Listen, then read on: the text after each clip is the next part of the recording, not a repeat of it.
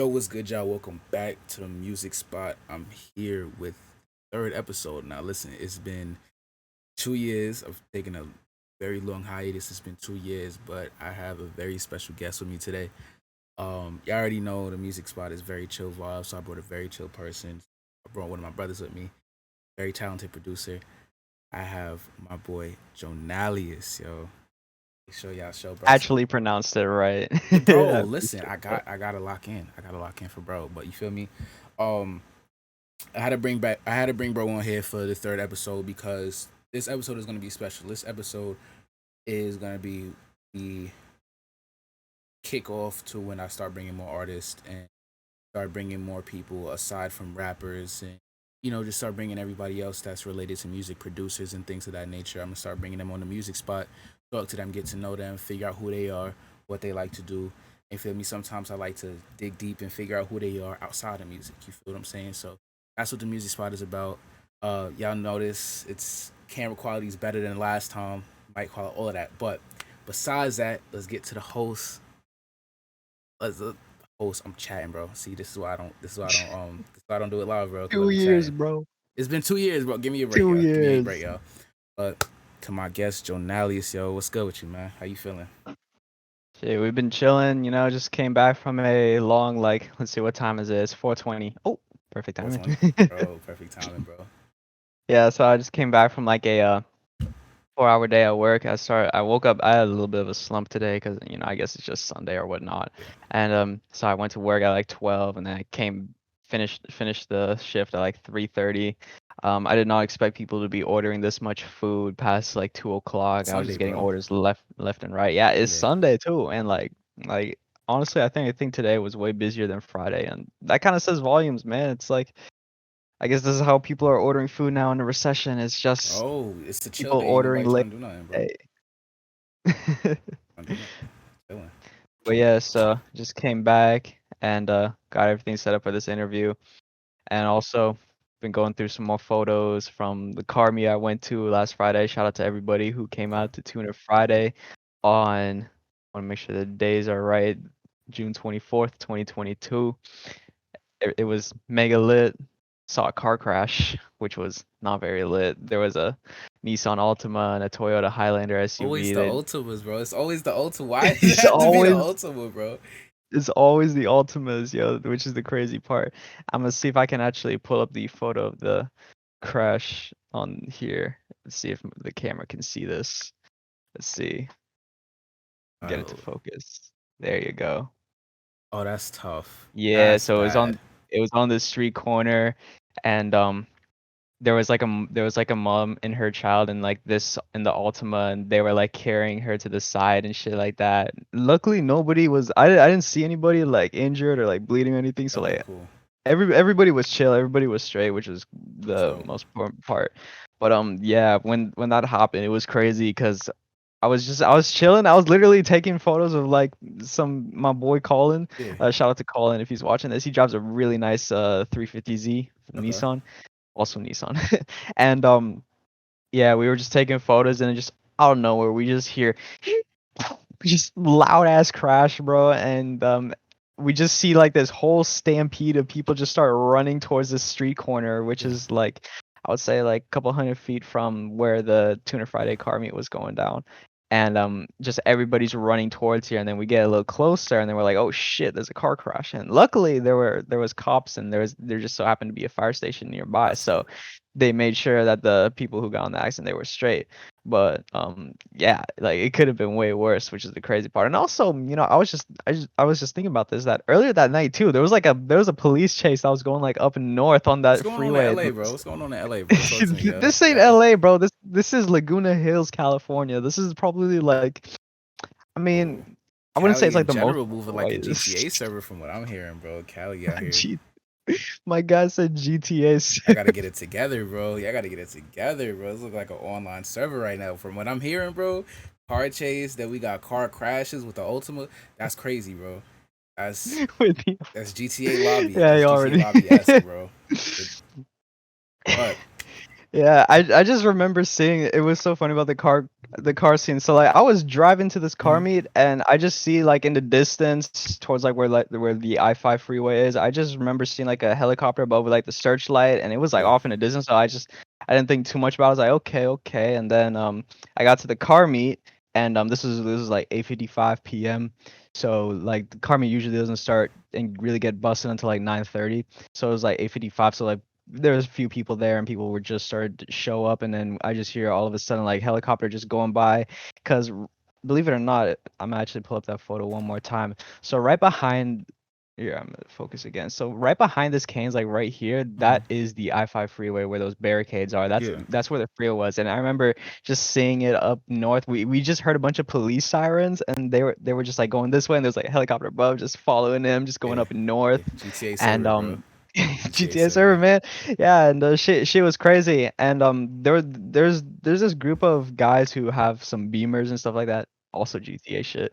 And they one of the cars unfortunately they like stalled out, so they were like stuck on the side of the freeway. And then I saw on their Instagram story just them. They're like, oh my god, there's a pickup truck, and there's like 8 cop cars chasing after that guy, and the helicopter above. 6-star GTA activity right there. Bro. I mean, California is looking crazy right now, bro. Y'all getting active, bro. Y'all getting active. Like, I mean, it's not like New Yeah. York is any better, but y'all getting active for real, bro. Yeah. Mm. Yeah, and like again, like this is Orange County, California. If we're comparing Orange County to New York, like obviously New York is way more busy, but Orange County, we're just a boring like suburban county. Like nothing happens around here. So whenever there's something like a police chase or like Yeah. some shit like that, it's It's like lit. It's everybody's like, lit. yeah, everybody's like, oh shit, oh shit, oh shit. Bro. But so now that goes into all right. So basically, you answered actually one of my questions, which was where are you from? You feel me? From Orange County, California, right? Yes, sir. All South right. Orange County, California. So bet. So now, what I want to ask you is, what got you? I mean, it's going to be very like basic questions at first. Feel me? Just so it's gonna be the basic outline so people get to know who you are first, and then we'll get to Always, always. the meat and potatoes of the whole situation afterward. So tell the people what made you get into music, like what started you start producing. Yeah, so I started so me and my homie Rex way back in the day, um we used to live across the same street from each other back in middle school. This is like 2013, 2014 type shit. And we used to just like fuck around and play like Black Call of Duty Black Ops 2. I miss that game Fire. wholeheartedly and yeah, a little bit of Halo Reach and Halo Okay. 4 as well. Okay. And then one day I want to say in like 2015, 2016, this was like after we like moved out of so that's how me and him first met. And then he moved to Dana Point and I went back to my hometown, Aliso Viejo, and we used to both live in Laguna Beach, like right across the street from each other.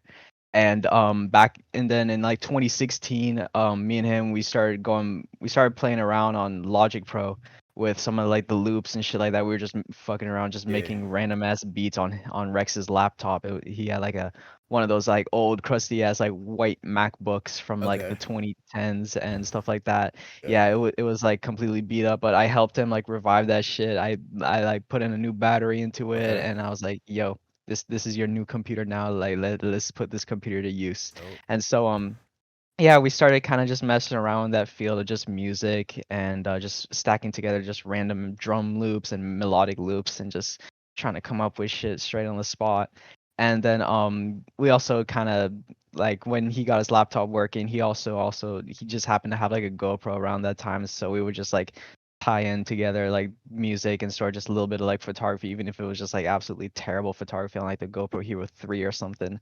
Yeah. So that was like my first introduction into music. And then obviously myself, I decided to like get my first computer at that time. And it was one of those really crusty ass iBuy powered computers from like Best Buy or some shit. Yeah. And I didn't think too much about gaming on it, but after like but around like 2017, I also had one of those MacBook Pros. This is before I got my recent one right to see if I can point my finger right here.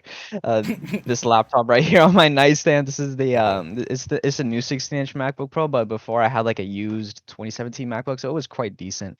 And I just started messing around on that. And oh, okay, actually, it wasn't that. It was actually a really old iMac that I had, where I used to use.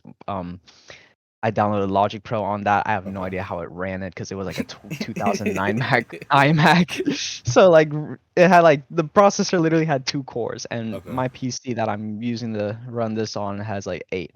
So this was my setup from February 2017. This was before I moved out of Laguna Beach, and that's what it looked like That's a right W there. chair. Yeah, yeah, That yeah. chair is It actually a was W. it was an X rocker chair. It was very uncomfortable compared to the Secret Lab Titan 2022 edition that I got right on me right Wait, now. it was uncomfortable. It was uncomfortable sitting, bro. You see that arch right there? They're like there was no lower back support whatsoever. It Mm, sucked. that But reminded me of my last gaming chair. I'm not gonna lie. and yeah, breaking down the setup even further, that iMac is a 2009 iMac. I don't have it with me anymore. I got rid of it back in like 2018, 2019ish. And yeah, so the only thing I've really had from this entire setup is that monitor. That monitor has never let me down. It's an Asus monitor that's like $200. Okay. And then yeah, that's pretty much my whole setup, and that was basically my room back in W setup. 2017. So yeah, it was a W setup, and it was funny because I was in freshman year of high school at that time at Yeah. Laguna Beach School, and people were like, "Oh my God, bro, this setup is so mid." I'm like, "Okay, just give me like 5 years." That's the beginning of high And school, so bro. What do they expect you to have? Like, yeah, yeah, exactly. That was high school. And then here's also another photo of the exact same setup. This was actually taken in like March 7th, 2017. This was like 5 days before I moved into the house okay. I'm today. I You see can the see Master we Chief got helmet in the corner. yes, sir. We got the Master Chief helmet. That's the Xbox 360, and that's the Xbox One. Okay. I sold both of these during the quarantine in 2020, Mm, and that's the box for the X Rocker chair. And yeah, I sold both Xboxes. Got the brand new Xbox Series X, so nothing too crazy there. okay. But yeah, so I used to that's basically like the setup from 2016 to 2017 era, where I was just making music on that crusty ass iMac. Yeah. And then that's pretty much how I was making music all throughout those years.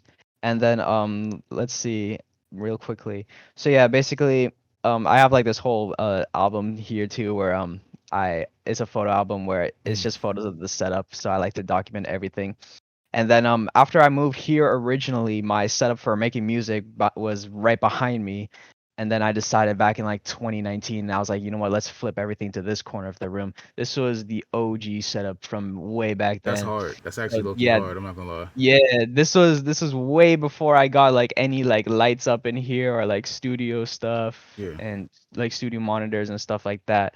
And yeah, so I just continued making loops throughout 2017. Mm, Um and then let's see here. I'm just going through some. And then, yeah, when we got to like March of 2018, this is when I moved everything here. And this is when ooh. this is Okay. yeah, Okay. yeah. This was when I Okay. first got the purple LED lights that are right above me, Yeah. and then I just continued messing around with loops, and then summer of 2018 comes around. I started just I actually that's when I pretty much just started. Okay, let me try FL Studio on my computer and stuff like that. Mm, And then I just started like making around I just started making basic beats, and I still keep the same format to this day, where it's just take loops from YouTube. And now I don't just go with your basic 4 bar loops. I try to find samples that have like actual depth to them and I do switch the ups same. and stuff That's like you know that. what's crazy. Yeah. I could What's agree. up? Not to go to. I could actually agree with that, bro. Because like when I started producing, right, I started off with my 4 bar loops, bro. And then what I used to do is I started taking samples, I started chopping them up, and then I started, trying to experiment more with it because, after a while, bro, other people may not really catch on to, oh, hey, he's using the same 4 bar loop, but as a producer, you'll hear it. You'll be like, okay, yeah, Yeah, I exactly. notice he's using the same loop. Like even when somebody's rapping over, it, you'd be like, okay, I can tell because what people don't realize when you have an instrumental and you have a beat with lyrics over it, bro, you kind of get distracted from the beat itself. But once You you're a do. producer and you get into music and you deep dive into music and you start to appreciate music, you can hear other things. You can hear every hi hat, every type, every instrument used. I don't know if that's just me, but I hear everything used in every beat, bro. And it's kind of, I think it's like it's something you have to teach yourself to do, like over and like with repetition of beat making. But I feel you with moving on from 4 bar loops and going into like more in depth samples. I would definitely feel you with that. Yeah, samples that have like more depth, more Mm-hmm. instruments, more sort of like switch ups and that type of stuff. Yeah, that's like pretty much like. And whenever I'm listening through samples in the car, whether I'm at work, working for Uber Eats or whatnot, Yeah. I'll go through like hours and hours of sample packs, just trying to like gather up new ideas and listening for that depth, and also just finding samples that just click at the end of the day. And so yeah, that's pretty much how we started. But yeah, back in 2018, it was just basic like 4 bar loops and stuff like that, and the goal was to kind of just like, okay, let's try to find my sound from there. And so Okay. we get to, let's fast forward to like August of 2018. I used to a little bit of my backstory. I used to kick it with a couple of homies at old homies from at town center, which is like 5 minutes away from my house in Okay. my town. And yeah, I met this kid named Jeffrey, and I think I told you a little bit about him. He's a cool ass producer. He is kind of weird to like talk to sometimes. Sometimes he's a little confusing at times when it comes to like communication and stuff. Like he'll send me just random memes and stuff like that. But end of the day, I respect the kid because he's built himself an audience on YouTube of about 5,000 subscribers, and he gets thousands of views a day on every single one of his type beats. He makes a lot of those sad boy, no cap, young boy type beats, Okay. and they're fire at the end of the day. But yeah, so in 2018 I first met Jeffrey, and he showed me his SoundCloud at the park, and I remember we used to just like kick it there often back in summer 2018, and he played that shit, and I was like, damn, yo, this is kind of fire. And funny enough, around this time 2017, 2018, I was more into DJing, if anything, than sort of like making my own beats and stuff like that. So I would honestly just take the most random like instrumentals off of like YouTube, like type beats and shit like that, and Yeah. I would just layer acapellas from like random popular hit songs. And so I guess the perfect transition to this is that me and Jeffrey actually made a little song. So I took the acapella from "The Race" by TK, and I put it on one of his beats. I think it was called something like "Showers" from SoundCloud. Okay. And yeah, that's that. Like back then, like I wasn't taking music too seriously. I was just kind of messing around with it. And so I put it out on SoundCloud, and I don't even know if it's still on there with SoundCloud. It was called something like Case with Okay. featuring Jeffrey or something like that. I wonder if it's still on there. But yeah, that was basically like sort of like my first official like SoundCloud drop. And then as we enter sophomore year of high school, I meet another friend, Jortsy, who would later become Jeffrey's closest friend, and now they're homies. And Jortsy is throwing together a show this coming Saturday at the EXO Lounge up in Westminster, California. And they're gonna be doing something crazy. Jeffrey's gonna be like the DJ of that show. And this is like before Jortsy got into rapping. He literally just came up. He hit me. Jortsy hit me up on Snapchat out of nowhere, and he was like, "Hey, you're Jonal Gaming," because that used to be my name back then. I was Jonal Gaming because I had a little gaming YouTube channel. I would Yeah. make videos on Okay. Halo 5, and then yeah, so I was just like, yeah, this is me. Who this? And he's like, yeah, I'm Jordan, and I'm like, okay. It's first off, it's very odd for you to be introducing yourself through Snapchat. Yeah. And so at first I was like a little sussed out, but then we met in person and we started sort of talking with each other, messing with each other, and then just one day out of nowhere, this was like September, October 2018. We were chilling at lunch one day in sophomore year of high school, and he was just like, "Yo, you should like straight up change your name to Jonalius." And I'm like, why would I do that? And then he was like, because it just rolls off the tongue more easily. And I went home that day after school, and I was like, Jonalius, Jonalius, Jonalius, Jonalius, It hits. Jonalius. It hits And so though. that's It when I hits.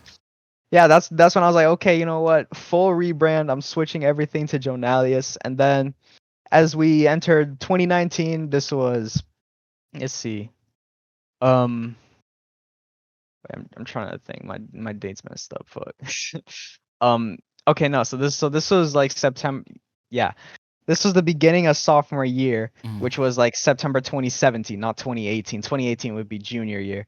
But yeah. So 2017 September, I rebranded everything to Jonalius, and I decided to Wait, am I getting my dates mixed up again? Uh. No, I'm not. I'm not. Okay. I'm straight. I'm straight. So yeah, so 2017 September is when I first met George C, and Mhm. yeah, he basically told me like, hey, change your name to Jonalius. And then 2018, yes, summer 2018 is when I met Jeffrey at Town Center, and I heard of his beats, and I just decided, hey, you know what, let's mess around, throw together that remix where I put the acapella from The Race by TK Okay. onto one of his beats. His beat was called Shower. And Jeffrey, if you're watching this, please do a remix on Showers. I love that beat. I have a lot of good memories to that beat. I probably still bump it to this day if it was still on SoundCloud, but I'll have to go back and check it. And then yeah, second half of 2018, this is junior year of high school, I decided to get a little more serious into developing my sound further and sort of finding like my core sound in production. I dropped like a 4-track EP on SoundCloud called like 2018. This is just how I started, bro. I just started naming albums after like years, and I'm gonna continue that trend. I'm gonna definitely catch on, especially 2023, the album coming soon. You'll hear more about that in the Okay. coming months. Yeah, we'll leave it at that. So yeah, I dropped 2018 the album, and then I did, well, it was an EP. And then 2019, around like May, June, this was the end of junior year. I told everyone, I'm like, hey, I'm gonna get a little bit more serious into music production. And then I started a running joke around high school among my friends where I'm like, hey guys, 2020, that's the year I'm gonna drop an album. And they're like, oh shit, Jonas is dropping a 2020 the album. Yo, can't wait to hear that shit. Okay. And so yeah, it was just there was a lot of hype going around there back in high school. And yeah, so I dropped 2019. Wait, I'm trying to think. I don't want to get my dates too mixed up. So yeah. Okay, so the first half of 2019, before junior year of high school ended, I dropped the EP called The Life of Jonalius 1, which was 4 tracks, and there was a beat on there called Applegate, and that one started like a lot of people started really fucking with that one, and I was like, okay, Okay. this is the type of sound I gotta tap into then. So it was actually sort of that beat was inspired by, fun fact, it was inspired by Carousel by Travis Scott off of Astroworld, Okay. track number 2.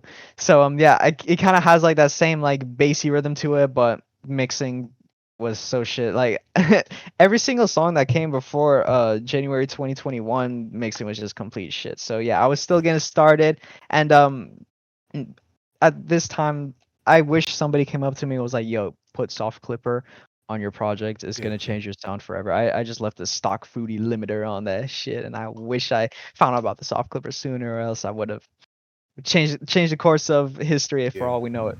So yeah, 2019, yeah, I dropped the Life of Janelius 1, then I dropped another EP halfway through summer called 2019, which is like 8 tracks. I'm like, yo guys, the next project after this is gonna be 2020 the album. They're like, oh, bet. This shit is And gonna then get lit. Okay. yeah, so then we fast forward to December 2019. I'm wrapping up my next album. I start hopping on this little self improvement train where I'm like, okay, I'm gonna start working out. I'm gonna start focusing on me because 2020, I want to turn myself into a different person.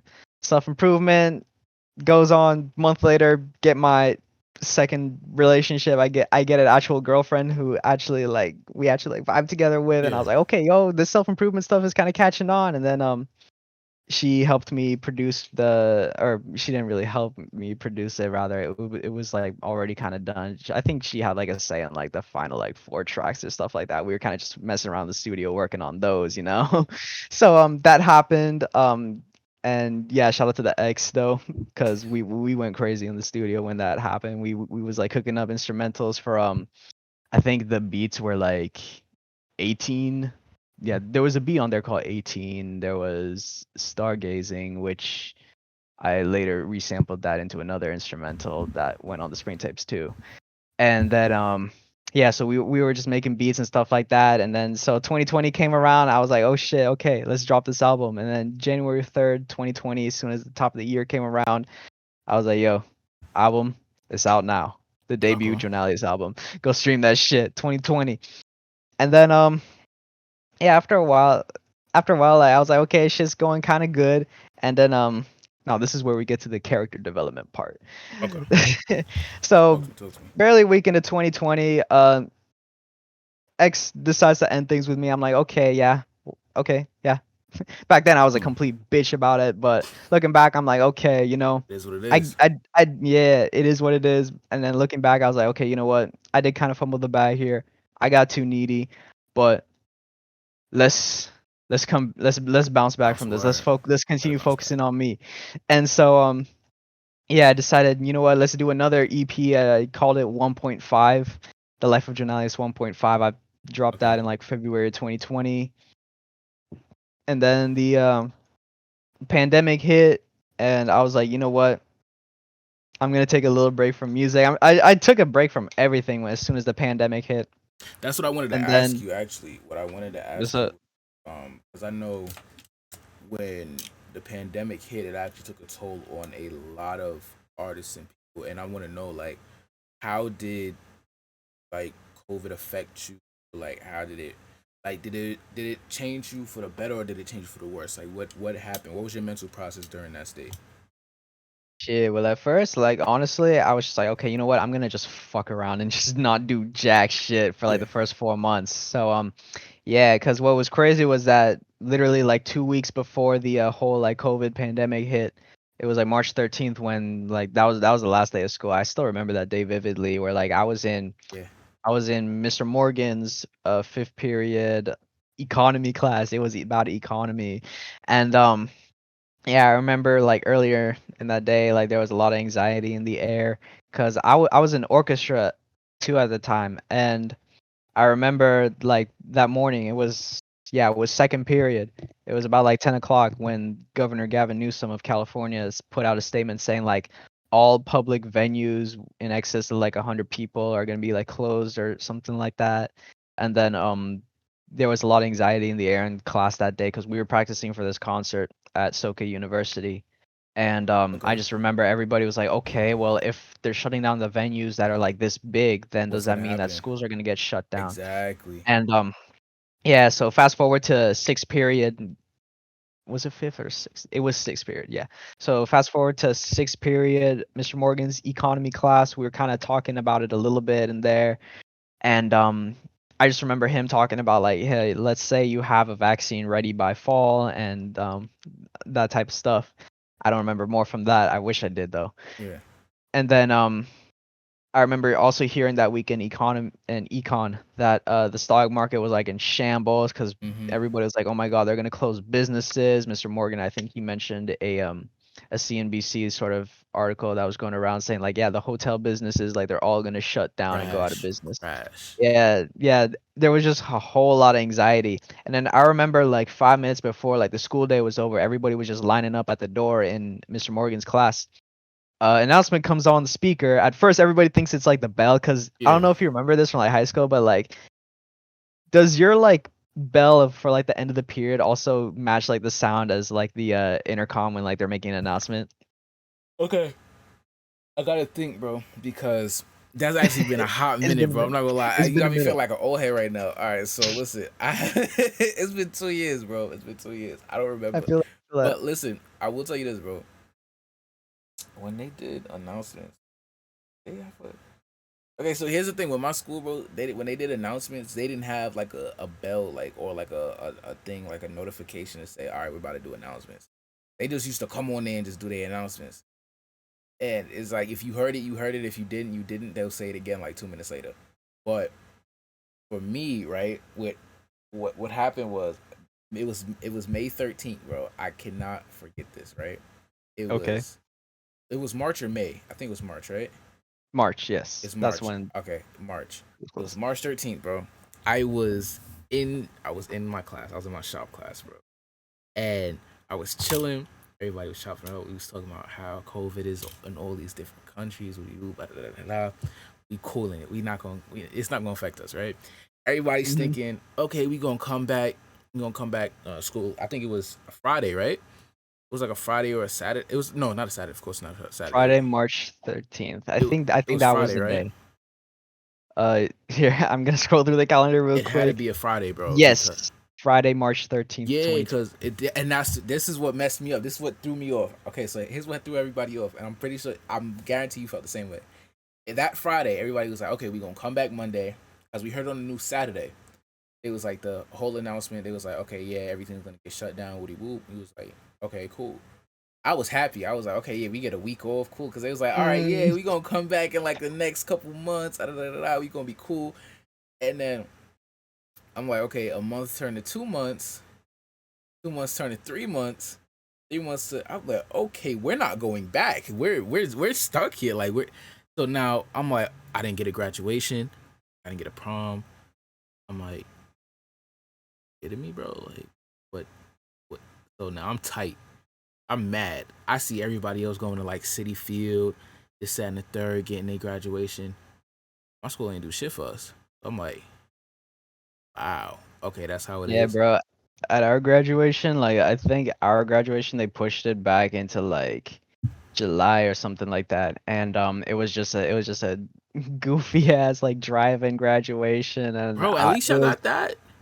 yeah, it was a complete letdown though, cause like the class of 2020 was being hyped up for so much, and then just for the end of it to Exactly. get a Just drive-in, for nothing. I'm like, bruh, and Bro, like bro. even if like COVID was going crazy around that time, like Mm, y'all still could have done like a something outside. full-on ceremony. Like you could have done a whole ceremony, just masks on for everybody with like social distancing, and y'all would have been straight, cause we had a big ass football field for that. Like we could pull it off, and but nah, we didn't do that. It was just goofy ass driving graduation. I probably still have my picture of Bro, myself you from got a that. drive in graduation. I got a Google Drive link, bro.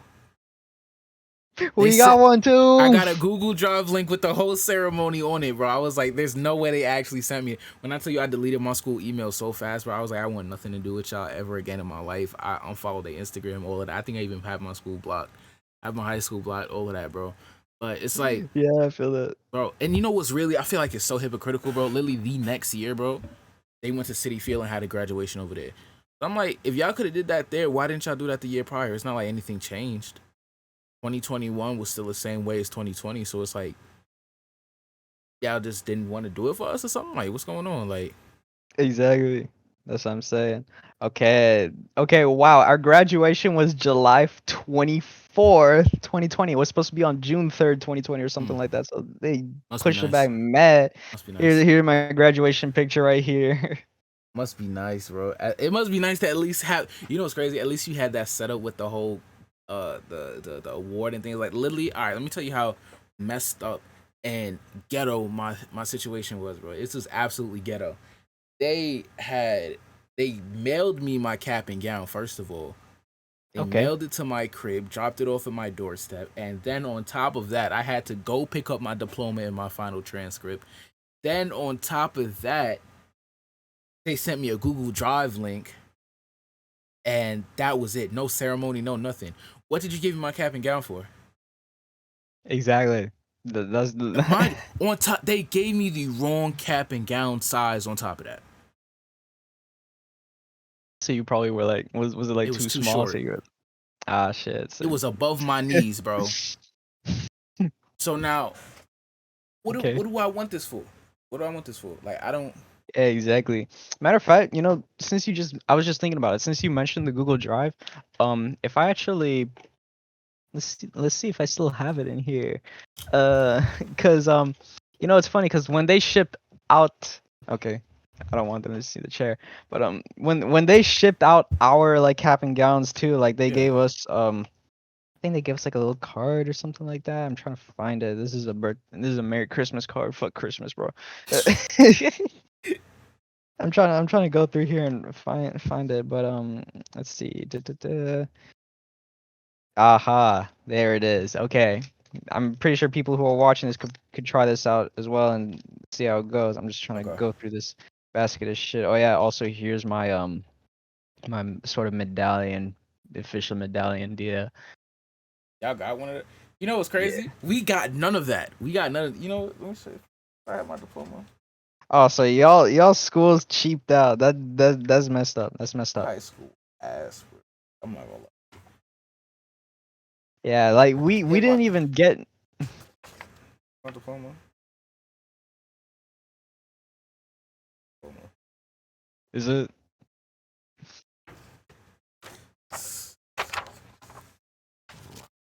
My government, but oh yeah, this is they gave me this nice little piece of paper right here. You feel me? Say Yeah, I feel that. congrats. Oh, And on the news of the Google Drive, let's see here. So yeah, on the back of this thing, it just says some shit like get ready grads, I'm like pick crying. up pick up your diploma, cap on, and tassel on the right, smile ready, exit at balloons, and Bro. yada yada yada. But now check this out. This is our Google Drive link right here. This Oh, is so they what we gave it to got. you in that? Okay. Yeah, they just gave us a fucking QR code, which I wonder if the link still works if I still All scan it. right, Let's listen, see here. anybody watching this, try the QR code and see if it works. Try the QR code and see if it works. I can see his graduation. Takes me to a SoundCloud playlist. Stop, bro. Graduation 2020. It's supposed to. It's funny because it's supposed to take you to a link to the graduation speeches, but it doesn't. It just goes straight to the playlist. It just says pomp and circumstance, the first Avenger main theme. What? Wait, so did they I give feel you? Wait, good. did they reuse that QR link for something? Oh, Yeah, they changed it to something else, which is kind of messed up. Damn, I was hoping it would be the official speeches, but that's why. yeah, that's yeah, that's why I'm hold up. I'm about to put this back real quick. I bet. All right, so no, when you come back, I actually have a very important question that kind of you know sonifies this whole thing. So now, I Let's get to it. while you was talking, I had went to just do some research just so I could fact check, right?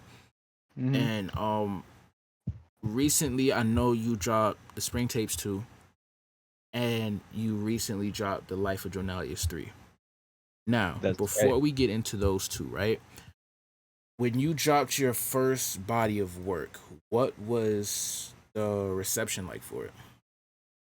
So for I guess we'll start off with like the debut album. So yeah, Yeah. the 2020 album that came out, went back to school, and I asked all my friends, I'm like, "Yo, did y'all check out the new album?" They're like, "Hell yeah, this shit's bumping!" And everybody started rocking with the intro track, and yeah, the intro track was called 2020, and it got wildly popular out there. And Mm. actually, like the reason I wanted to go through that graduation speech with the QR code is because the people who put together like this 14-minute video, towards like the end of the video there was like this whole like roll creds style of like people who like graduated or who like graduated who were in like a specific sport or something like that, and they Yeah. actually used that instrumental, the 2020 That's instrumental. dope. And Yeah, yeah, they bro. gave me credit too at the end of it.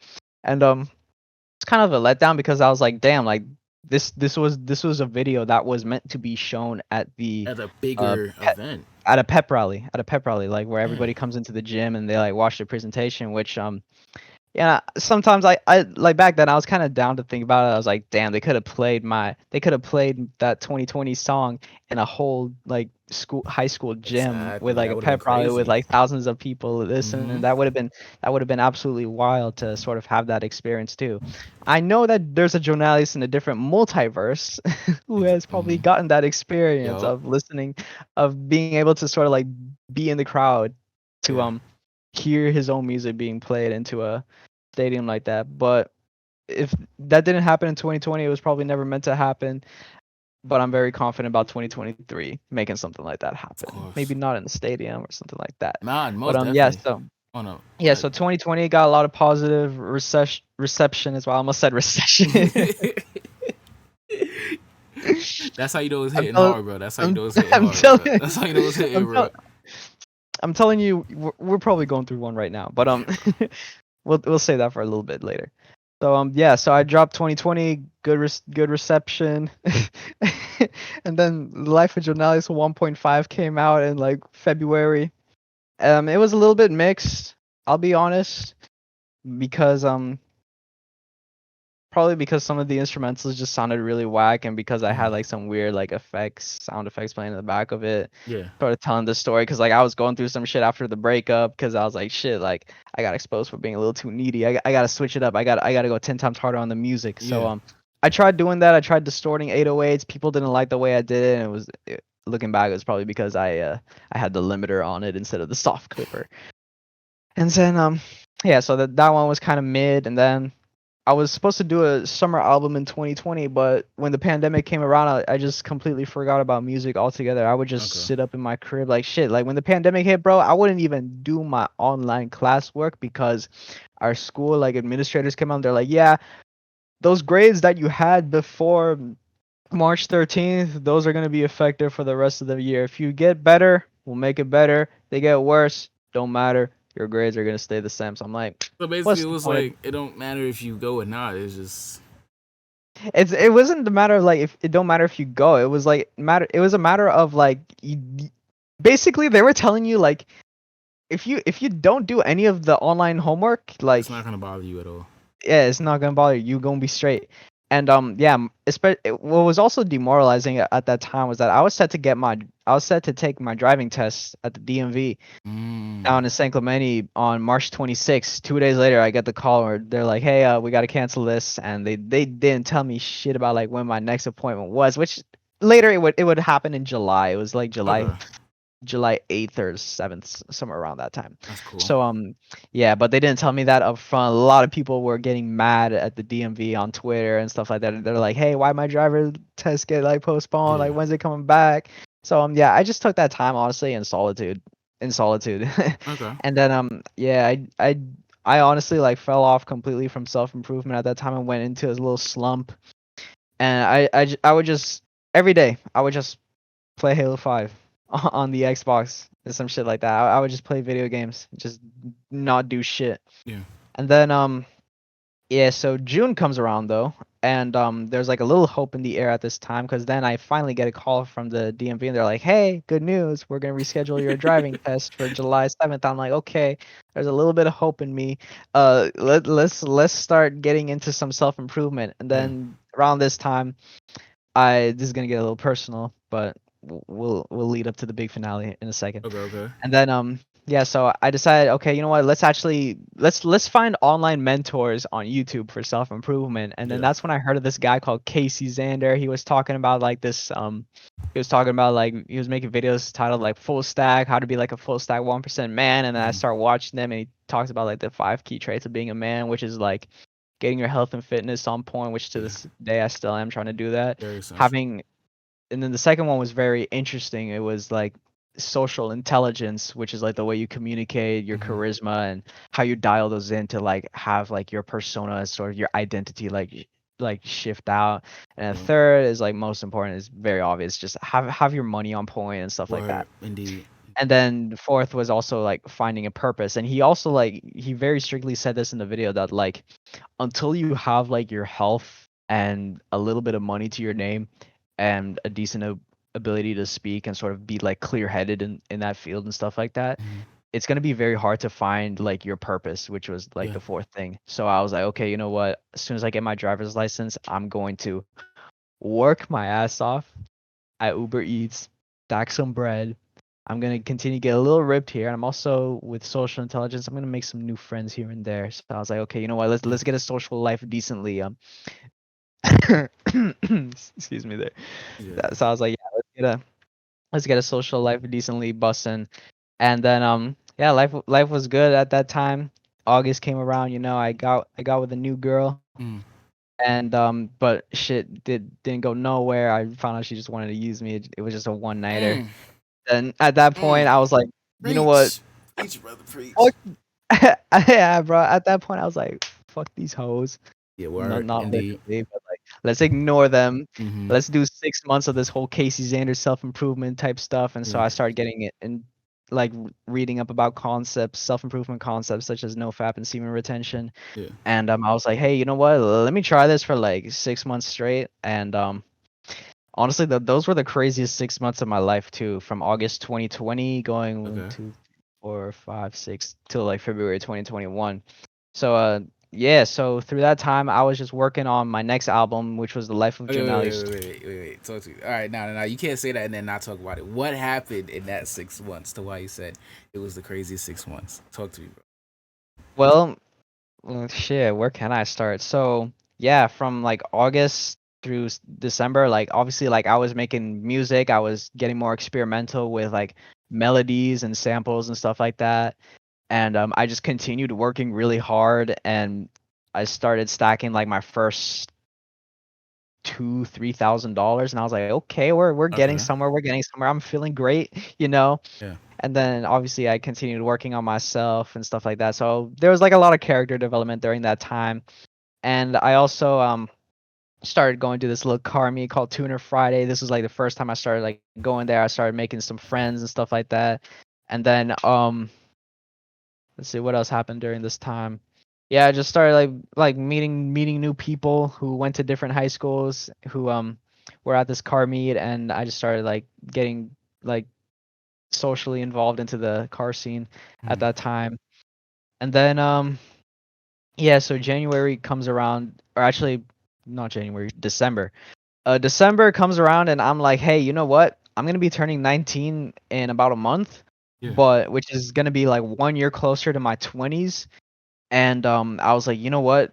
What should someone in my position do to ensure that when they get to their early to mid 20s that they're in the best position possible in life to sort of like, kick back and relax a little bit and go into autopilot. So Yeah. this is like what would somebody do at this point to when they reach that age of say 23, 24, which I'll be 23 in January 2025. So we got till middle of the decade, Yeah. 2.5 years. And then damn, that's like not that long from now. It's Shit. not. It's not a. When you So think yeah. about it, it's not a long time, but it feels it's a long Yeah, time, but so it's not. that's facts. That's facts. Yeah. So in December of 2020, I decided, hey, you know what? Yeah. Let's start researching more money stuff. Let's get more involved into the monies because I was like, okay, you know what? I had like what $2,000-3,000 like saved up in the bank. So I was like, okay, you know what? We could do some decent stuff with this. And then I I heard of this financial YouTuber named Graham Stephan. I started watching his videos on like, and he made like a video on like stuff that you should be doing or investing if you have like $1,000. And one of them was like create emergency fund. I was like, yeah, that's obvious. And then like pay down debt, and then also like most important thing that he mentioned was like get into investing, and also if you have a passion, sort of find other people who can connect with that passion, which will link to the story of the Creative Clubhouse, which we'll get to that in 2021. But yeah, so I decided, you know what, let's open up a Robinhood investment account. Let's buy Tesla stock, and I also got a free share for this one company called like PSEC, which was super cool because like they pay dividends, and dividends is like when you get paid a certain amount for owning a certain amount of shares in a company. Yeah. And I got like a free share on Robinhood for depositing like $1,000 into Robinhood and buying Tesla stocks. So they're like, hey, you know what? Here's a free share for this random ass company that pays out a dividend of like it was like 14 cents a month or something like that. And I Okay. was like, yeah, making passive income 14 cents. I was so excited about that time. I was like, yo, I'm really about to make something big. Yeah. And then I hear on Twitter, I'm like, okay, what's happening on Twitter? And then I hear Elon is talking about this coin called Dogecoin, and I'm like, Oh my. this is. And then yeah, we get Mhm. to January 3rd of 2021, and I'm like, okay, Dogecoin, huh? Let's throw in like a couple hundred into Dogecoin and see where that goes. So I originally like bought a couple thousand Dogecoin, and then I was like, okay, my portfolio now is worth about 2,000 $2,500. I'm like, Yeah. okay, let's just sit on this for a while. And then this is like the before Dogecoin was a penny. And then Mhm. I check it one day, and Dogecoin's like having a little rally, and then I'm like, oh shit, it broke 1 cent. And my portfolio is now like 3,500. Huh, okay. Okay. And so I'm like, okay, you know what? Let's keep holding on to it. Let's see where this goes. And I start watching more cryptocurrency stuff, and I start Mhm. watching YouTubers like Miles G Investments and Final Stand. And then they start talking about like Dogecoin and sort of like the stuff that's happening behind the scenes. Mhm. and stuff like that. And I'm like, okay, this is very exciting. And so I started to this day, I still tune into those things on a regular basis to know like what's happening in the crypto markets Yeah. and what's influencing them to especially as we go into this recession in 2022, unfortunately. Crazy recession. Crazy Yeah, recession at that. 2008 part two. And Word. then yeah, so Dogecoin broke like 10 cents and I was freaking out about it. I think I still have a video on my Snapchat where it was a while ago where I was just freaking out. I was like, "Oh my God, guys, Dogecoin broke like 10 cents for a while." Let's see if I still have this. This is probably going to my hair probably look messy as hell. Not gonna lie. Uh I had long ass hair back then. Just like it was kind of like Cole Mellowin's hair. Your Bro. producer, our Bro. producer, my hairstyle was literally like his type of hairstyle. Let's see if I can find a. I'm trying to see if I can find a picture of me from way back Speaking then. of Cole, Uh, if you're watching this, bro, I need you on here, bro. I need you on here. You need to get Discord, um, Cole, or we need the Zoom. interview. We need you on here, I need bro. I need to hear this man's voice. I've I never, want to hear his voice. I've never heard him, bro. I've never heard him, bro. I don't Me know what this neither. man sounds like. Yeah, that's the crazy part. And then here I'm trying to find a video of me. Oh my God, I found a screenshot of Dogecoin in January 28th. And here, read this. So 2 cents Put right $10 there. into January Bitcoin. 28th. I said, yeah, I put $10 into Dogecoin and the value of Dogecoin literally Dogecoin to the quadrupled. moon. Yeah, I was hyping it up back in like January, and I remember people were asking me, they're like, "Yo, do you think Dogecoin is gonna go up in like February?" I'm like, Yeah. "Yeah, I don't know. I'm gonna put in like $20 a week into it and see where it goes from there." And then we get to February 7th, which is like not even 2 weeks after that. 3 cents, 7 cents, right there. I initially put $344 into it, That's dope. and now it was worth 610. So I was like, shit, I literally doubled my money in that time. And then let's see what happened in the timeline of Dogecoin. So yeah, I just kept holding on to Dogecoin and stuff like that. And then I'm trying to see what else happened as far as Dogecoin news. Um, I'm I'm trying to find that one video of like where I'm hyping it up because it passed like 10 cents, but I can't find that unfortunately. Okay. And then yeah, so oh yes, I found it. Oh my God, my hair here looked absolutely crazy. I'm gonna turn up the volume to see if my headset catches it, but this is Okay. me literally hyping it up back in. I want to see the day here, April of 2021. Okay, here it is. This man does look like Cole. I do look like. Nah, we can't hear it.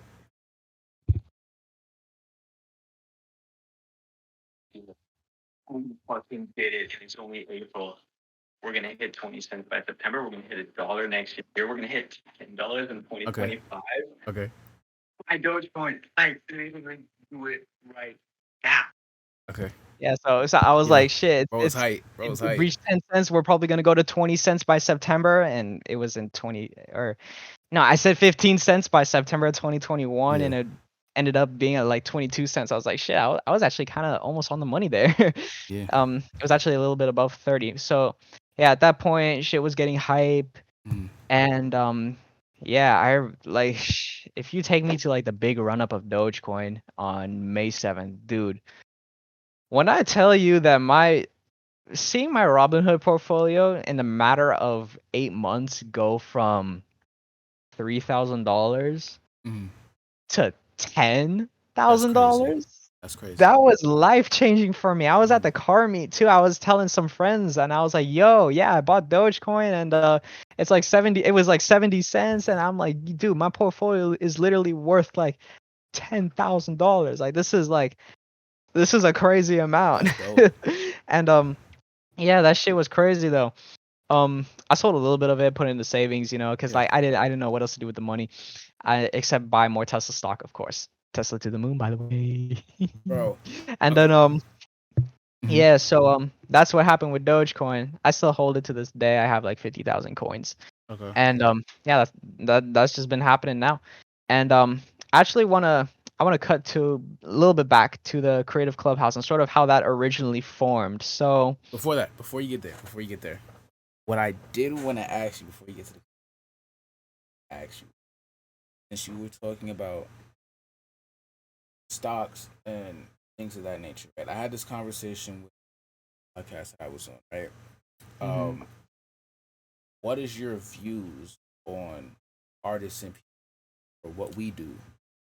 Because clearly we don't have a 401k or pension.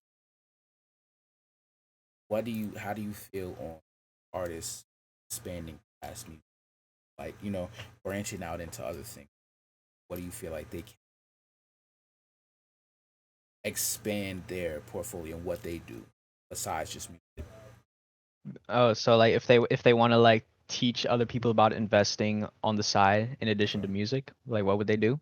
Yeah, like no, what would they do to get into stuff outside of music besides just sitting down and saying, okay, I'm gonna just be a musician, I'm gonna just rap. Like, what would you So like? honestly, like when it comes to that field, again, it kind of goes back to the whole self-improvement thing of Casey Xander. Like it kind Yeah, of just comes down to like the core principles of like trying to become like that full stack 1% man, or like this also applies to women too. yeah, Like yeah, sort of just getting your health on point, getting your money on point, getting your speaking ability and your social intelligence on point, so you can actually like go out there and meet new people. Because one thing that Casey Xander hammered home in his videos is that people like to purchase things from people who they like. Like mm-hmm. when you're buying from other people, like you're buying from someone who they like, or you're buying from a brand that you like. And basically, like when it comes to that field of music, like when you're pushing yourself out there, you're pushing like yourself as a like you are your own brand. I feel like in this sort of music industry. And when it comes to sort of like the money aspects, again, like you just have to do like research, little bits of research here and there on just how you can manage your money. And basically like I just followed the basic advice from Graham Stephan. Shout out to Graham Stephan, Mm-hmm. dope ass YouTuber. He's got like 3 mil subs and he always puts out really good Yeah, videos on the stock market and money and managing it and all that type of stuff. And I remember a video that he put out, and it was just like things that like you should do before you turn like 20 or something like that. And it's like get a credit card so you can build your credit. mm-hmm. Put savings, like put money into your savings account. Look into investing and stuff like that. So I just follow those very basic principles of just getting into investing and consistently buying stocks on a regular basis, no matter how small. So if I was buying like 20% of a share of Tesla, which back then was probably like, let's see, it was probably like $200. So like if I was gonna buy 20% of a share from Tesla on a consistent basis for like a couple months straight, then eventually I would have like 3 shares of Tesla. Yeah, And that's how I bought my first 3 shares of Tesla. Is I just bought it fractionally. So yeah, when it comes to just like managing money, you kind of just have to go out there and sort of do your own research again, because like those are like the types of traits that like people who are in the top 1%, like they can manage their money very well. They're also in very good fitness and stuff like that. I got big arms though, but give me a couple of years, bro. A couple of years from now, yeah. I'll be top 20% in like the physique department. So Okay, yeah, okay. when it comes to sort of working on yourself on those fields, you kind of have to just like look into those and just try them yourself, honestly. And Mm-hmm. so back to your original question of like what artists can do, like again, branch out into that area, do your research on stocks and stuff like that, because buying stocks, dividend stocks, crypto, anything like that, getting involved into money is one of the paths towards building wealth for yourself. Now, stocks is one of the slow ways to do it, but another aspect that you can get into is real estate if you want, Mm-hmm. which right now we're going through a real estate crisis, so I wouldn't recommend No, getting not right into real now. estate. No, Yeah, right now, just if you're watching this chill in out. 2022, yeah, Chill chill out. out, stay out of debt, um, pay off Stack your debt as bread, much as you bro. can, and save a lot of money because cash is king right now. And people get this common misconception that we're living in a time of very high inflation, so you don't want to be holding on to cash. Well, the thing is that when when you're in a very interesting macroeconomic environment where you have record high inflation, highest in 40 years of 8.6%, and because of that, stocks aren't doing as well. When the value of your stocks are falling, so if let's say Tesla was at $700 a share, comes down to $400 a share, which would be absolutely terrifying. Yeah. I know, but if that happens and you're saving more cash, so let's say you're saving 1,000, then it goes to 2,000, then 3,000, you're adding on like 1,000 per month, then by the time we have those catalysts of like, hey, there's good news of inflation, hey, there's good news about the Federal Reserve, they're gonna loosen up their monetary policy. Yeah. That's when you want to buy in at the bottom. That's when you know the bottom is in, because when there's news of the Federal Reserve starting to stimulate this economy to take us back to all-time highs, Yeah. you want to buy in as soon as that dip happens. And you also want to continue to buy stocks on your way down, because yes, it's going to be scary in 2022, throwing $1,000 into the market on one day, and then 2 weeks later it's negative. Like, you lost $1,500 in 2 weeks. People are gonna be like, "Oh, I told you so. You shouldn't have bought that dip." But one thing that I've learned throughout this type of environment when it comes to investing is just don't ignore the price, ignore the value of your portfolio. Focus on the quantity. And it comes back to P's and Q's. P's and Q's. If you're focused on P, you're focused on profit. You're focused on the price. It's like Meet Kevin made a very good analogy of this in investing, where it's like, if you're focused on the P, it's like looking at the value of your home on Zillow every single day. There's probably people that do that, but that's a very tiny fraction. You want to be focused more on building out more quantities, so acquiring more shares, more crypto coins or whatnot if you're into those, and just acquiring more assets compared to just focusing on the day-to-day fluctuations. Because if you're focused on buying good stocks like Tesla, because Tesla is a company that has, like, in their first quarter results, they printed $2.5 billion of cash, and their debt is $100 million. And Tesla's an automotive company, but they're also doing more stuff. Like, they just recently doubled production capacity. That's a really good that's a good example of a company that you want to buy into. You want to buy companies who, despite going through this economic turmoil and record high inflation, they still have really insane demand for cars. Like, if you want to order a Model 3 right now, you'll have to wait 6 to 9 months just to get that shit delivered. Like, Teslas are no joke, and Tesla as a company is a really good company for that matter. So they're always going to be making money despite recessions and stuff like that. So yeah, you want to do your research into those sort of aspects and be prepared to deal with sort of the psychological factors of seeing your portfolio fall, because at the end of the day, you're buying a good company, then 5-10 years from now, the price won't matter. The price could, all we know, that could 10x. Okay, like, if you put $10,000 into your investment portfolio today, that could be worth $1.2 million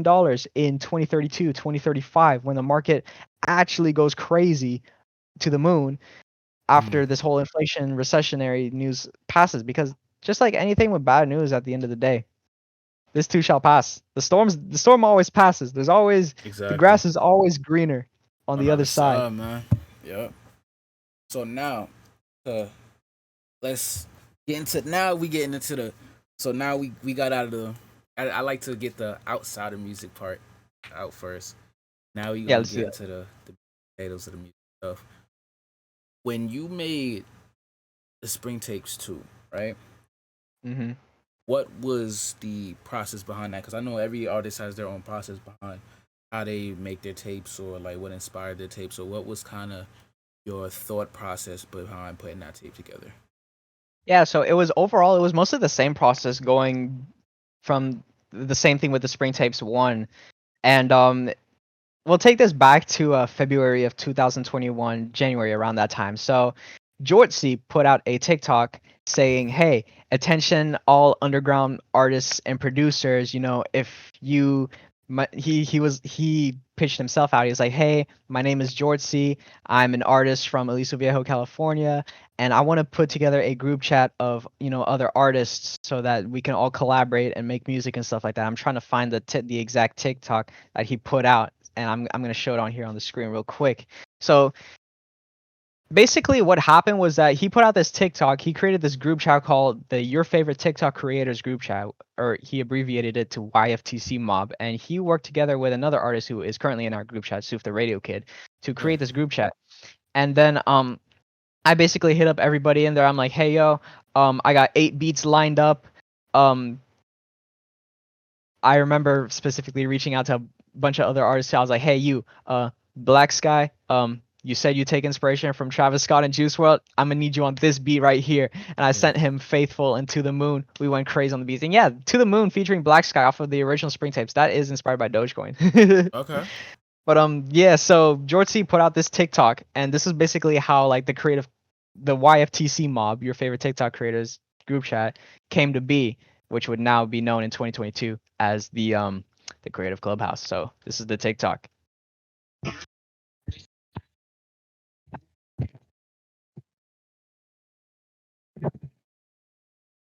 Wait, hold up. Run it back. Down in the comments. Here, I'm gonna rewind that back. Yeah. Artist talk right now. My name is Jordan, and as an independent artist myself, I know what it feels like to struggle with promotion. So what I'm proposing is everybody who's an independent artist, drop your music down in the comments. I'll be making a huge Spotify playlist with all the music dropped in the comments. Not only that, but I'll be creating a Discord and an Instagram group chat for all the artists, producers, and mix engineers that want to just collaborate with other independent artists. If we all came together, we could all get listened to and possibly make some great music. So drop your artist name and your song down below, and I'll add it to the playlist. That's dope. So yeah, he put out that TikTok, and that's how we sort of got I should say, because he originally created the Creative Clubhouse. That's how pretty much he got the ball rolling on sort of this whole idea of artists and producers collaborating with each other. I fucked with the idea because through that group chat, I got to meet a lot of interesting people. Some of the original artists was like BX Polar. I think that's how I heard about you back in like 2021 when you dropped Picture Perfect. I remember first hearing Kimbo Slice, and I was like, okay. I was like bumping it, bro. I was like, see where I'm scaring people call me Kimbo Slice. No. I was like, yo, this man's spitting bars. I don't know who he is, but like I heard about Picture Perfect on like no, not yours, BX Polar story, and it's like, yo, my man, I remember him posting, it's like, yo, D.B.E just dropped his new album Picture Perfect, go stream that shit. I'm like, okay, bet, I'm gonna go stream that shit. And then yeah, so he was in it, George C was in it, Soof the Radio Kid was also in it, and Black Sky was in it, and then sort of through those OG connections, I guess that's sort of how we built the current members that we have today with artists like Mr. 5P. Mr. 5P also ended up in that group chat originally as well. Yeah. Mr. 5P, his close acquaintance Monkey Face, they both just dropped a collab tape. And Shinakuma, shit go crazy. I love Borrowed Time. That's probably one of my favorite songs on there. It has sort of like that 80s vibe to it. It kind of sounds like Save Your Tears by The Weeknd. Okay. Honestly, it's a really good bop. And yeah, so those were basically the original artists, and then from there the build-up process with like adding more artists. I like to keep it like very strict because I'm like, okay, we'll have Black Sky. I'll have all his homies, Ulysses Vargas, Ray the First, and Car Wash in there. Yeah. And we'll all collaborate together because we're all mutuals. Let's all collaborate together and let's make music. And that's sort of where we're at today in 2022. But going back to 2021, I want to real quickly touch on the creation of the first Spring tapes and how it led to the Spring tapes 2. Yeah. So yeah, the Spring tapes 1, we basically got all the artists in there. So it was, well, not everybody was from there. So yeah, we got Black Sky, we got George C, we got Angel, Jeremiah, he's my homie from high school. Okay. And then we got Hyperdrive, Ambi, and Mr. 5P. So I basically all just sent them out different types of instrumentals based on what their sound was. And I knew Black Sky was into that melodic sound, and I was like, okay, you know what? I'm gonna send him 2 melodic beats with I'm gonna send him Faithful, I'm gonna send him To the Moon, and I also have a bunch of other beats that I sent him that he never got around to. Which honestly, like, I'm kind of just sitting here like, damn, I wish he hopped on these as well. Yeah. But yeah, so those I'm probably gonna drop in like a little demo tape coming in July called the Summer Tapes, which I actually talked about that a little bit while ago, but we'll get to that later. So yeah, that was basically the format of the Spring Tapes 1, was just get artists on my beats, and this is also around the time that I actually discovered the soft clipper in FL Studio, and my beats actually started hitting like through the speakers, like bro, the bass was hitting like, yeah, know what I'm saying? So that's when I was like, okay, bet. My beats are getting better because I'm working with more artists and producers from this group chat. Life is going good. Yeah. we put out the project. The project was my most successful at that time. It broke the streaming records for 2020, The Life of Jonalius 1.5, and The Life of Jonalius 2, and that to me was a personal huge No, accomplishment of because I course. was like, shit. In 2021, I almost got 2,000 streams, which as small as it is, I was like, that's Big. a huge stepping stone. Like eventually I want to get to 10K streams. I want to be able to double that per every single year. Yeah. And so that's sort of how that got going. And then yeah, for the rest of 2021, I pretty much went a little bit of hiatus. I think everybody else kind of did as well, but then as we get to July, August of 2021, I was like, yo guys, Spring Tapes 1 was very successful. Let's put together the Spring Tapes 2. And so it started off with Black Sky. I hit him up, of course, and I was like, "Hey, yo, you did incredible on the Spring Tapes 1." And yeah, again, if Black Sky, if you're watching this, faithful, I still bump that shit on the daily. And and yeah, so I was like, "Yo, you know what? I'm gonna." Because after the Spring Tapes 1 drop, Black Sky put out a single called Around Me, which is Okay. also it sounds like this one unreleased Travis Scott song called Take Off, and I was like, you know what, I really rock with this. And that's also how I heard about Ulysses Vargas because he produced Around Me. And I was like, hey, you know what? Y'all are both fire. I want you both getting involved on the Spring Tapes too. And so yeah, again, I told Black Sky, I'm like, hey, I really fuck with Around Me. It's really nice. I think we should get you dropping some more music, and I hope he drops more music. Mhm. So I sent him it was Go Mode was originally a Black Sky and Travis Scott type beat. Like I Okay. told him, I was like, yo, this is a Black Sky type beat that I made for you. I made it around. Actually, I originally made that beat all the way back in 2018 with some like completely different drum sounds and shitty ass mixing. I don't even know where the original beat is from way back in 2018. And then I decided, you know what, let me touch it up. Let me send it over to Black Sky as a Black Sky type beat. He sent me back the reference track. It was Go Mode OG. And I remember hearing that shit for the first time, like, bro, this is like, I know this is a reference track, but like, It's hard. this is like better than anything I've heard all year. and I was, and that says something. So I had Yeah. to let bro know. I was like, yo, like, this shit could, like, this could be like your best song yet. Yeah. So finish that song, send it to me, and we're gonna push you crazy on the Spring Tapes too. And I think that's sort of how we got like 4 features on my Okay. album. Like out of 12 tracks, like one every 4 songs on there has Black Sky in it. Cause I was like, yo, we're gonna push you forward in 2022. Okay, we're gonna start you off. We're gonna get your name like going on the Spring Tapes 2 because we were highly successful on the Spring Tapes 1. You good, bro? Oh shit. All right, one sec.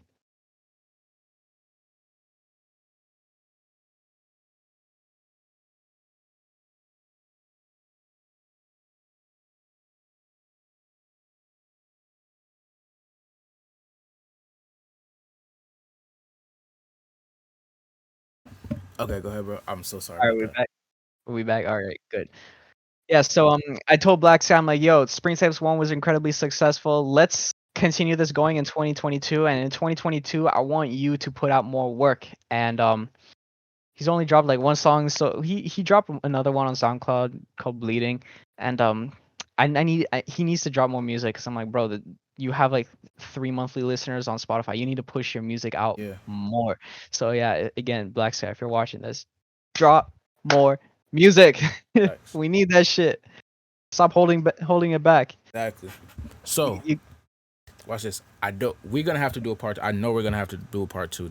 We're gonna have to do a part two, and I'm actually gonna try to drop the part two somewhere in like the next week to 2 weeks because I need to. Because I don't like the fact that I just got interrupted, but it is what it is. Life happens. It happens. But last question before we wrap this up, because like I said, we're gonna have to set a date. I'm gonna DM you, talk about it, and do a part two so we can continue because I still didn't get in depth like I want to. But sure. last question before we wrap this up. Cause I feel like low-key, I still feel like we had a pretty good interview, and Yeah, this was pretty good. This was pretty dope. not as good as I know it could have been because, like, I know hmm time restraint that I had just now. But what I do want to ask, lastly, which can kind of sum everything up before we go into part two later on, right? Um,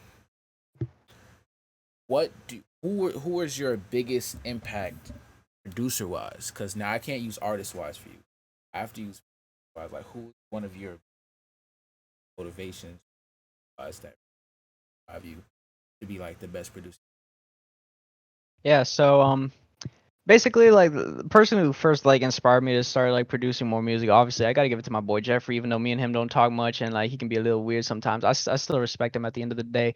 Yeah. And yeah, so Jeffrey motivated me to start producing. And then as far as my own sound, he was more into the sad boy type stuff. Yeah. I wasn't personally into that. I started listening to I just decided, hey, you know what, I'm gonna listen to a bunch of sample packs and sort of develop my own sound and also listen to other producers as well. So shout out to the Drum Broker on YouTube. I started listening to a bunch of their sample packs, and we started going from there. I just decided to I just YouTube to MP3 most of that shit, and just started like I just started getting very experimental with that. Again, don't copyright me for that because I bought all the samples for everything that I'm is crying. released. But for everything that's Okay. unreleased from 2018 to 2020 era, Yeah. yeah, I did not buy those. I was just throwing together loose ideas, and those are probably songs that are never gonna be heard. There's probably about like 400, 500 of them.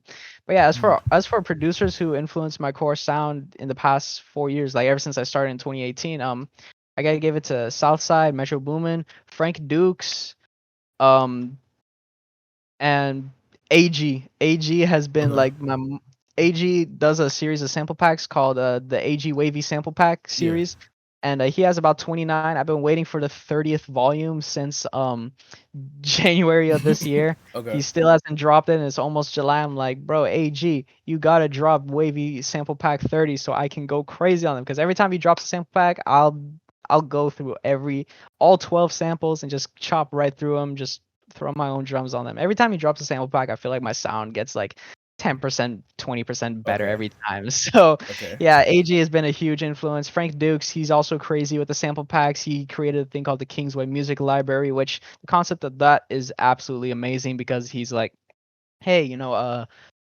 producers who use a lot of sampled work, um, they have a really hard time clearing those samples. What if we put out his idea was basically with the Kingsway Music Library was what if we put out sample packs that are meant to be sampled and they don't have to be cleared or anything like that, but producers can take those samples and these are samples that actually sound like they're vintage chopped up old records. That's dope as And hell. yeah, that I thought that was absolutely creative with what Frank Dukes did with the Kingsway Music Library as far as sounds, and he also he's kind of done his own creative clubhouse with the Kingsway Music Library where he's like recruiting other producers who don't have a name whatsoever and having them put together sample packs, and he like arranges the samples into these little packs and he puts Yeah. them out for sale through the Kingsway Music Library. And honestly, I think that's super dope. So if there's any like producer out there who's watching this, like definitely like hit up Frank Dukes, hit up the Kingsway Music Library. If you can put together really raw sample packs Mhm. to like that are like unique and they've never been done before, put them out through the Kingsway Music Library. Make that bread. Producers, you heard that. So I wonder if Cole would actually drop a sample pack with the Cole would Kingsway Music definitely do Library. it. Cole would Yeah, definitely because do it. I know Cole goes crazy with the samples Hmm. too. And if Cole did a sample pack, I would throw my money on it Nah, honestly. Cole did a sample pack. That would be crazy. I'm not gonna lie. It would. Okay, so I'm gonna actually turn something off real quick. I'll be right back. It's not even gonna be like 5 minutes. Yeah. I literally sat down at Actu- the same exact time, bro. Yeah, and actually, I was just thinking about it. Since I didn't get to fully sort of explain the creation process behind the spring types too, I kind of want to talk about that, and you can just add it into like that part where you Bro, asked that question originally. If this that's no, cool with no, you. bro. Listen, bro. We gonna do it straight how we have it. Cause listen, this is why I edited it on YouTube, bro. And I don't want Respect. this. Like this is what I take pride in with the music spot, bro. I don't want it to feel like a rehearsed. Um, I don't want it to feel like it's some serious. Oh my gosh, I have an interview with Steve Harvey or fucking Oprah. Like I don't want it to feel like that. I want you to feel like you're at home, you're laid back, we're vibing. Like this whole I went and got food, bro. So like we're chilling, bro. Yeah, Like I want you to like so. I want you to feel like you're at home. I don't want you to feel like this is stressful. Like I don't want you to feel like, oh my, I have to answer this question right, or I have to. Da, da, da, da. We have time. We don't have to do a part two. We finna go ahead and do what we got to do, and we Yes, finna sir. lock in. So now you can actually go ahead and put me on, bro. And I think we still make sure. Oh yeah, bro, we good. Good, bro. Good. So put me All on, bro. right. All right. So Talk to me. yeah. So Talk to me. spring tapes too.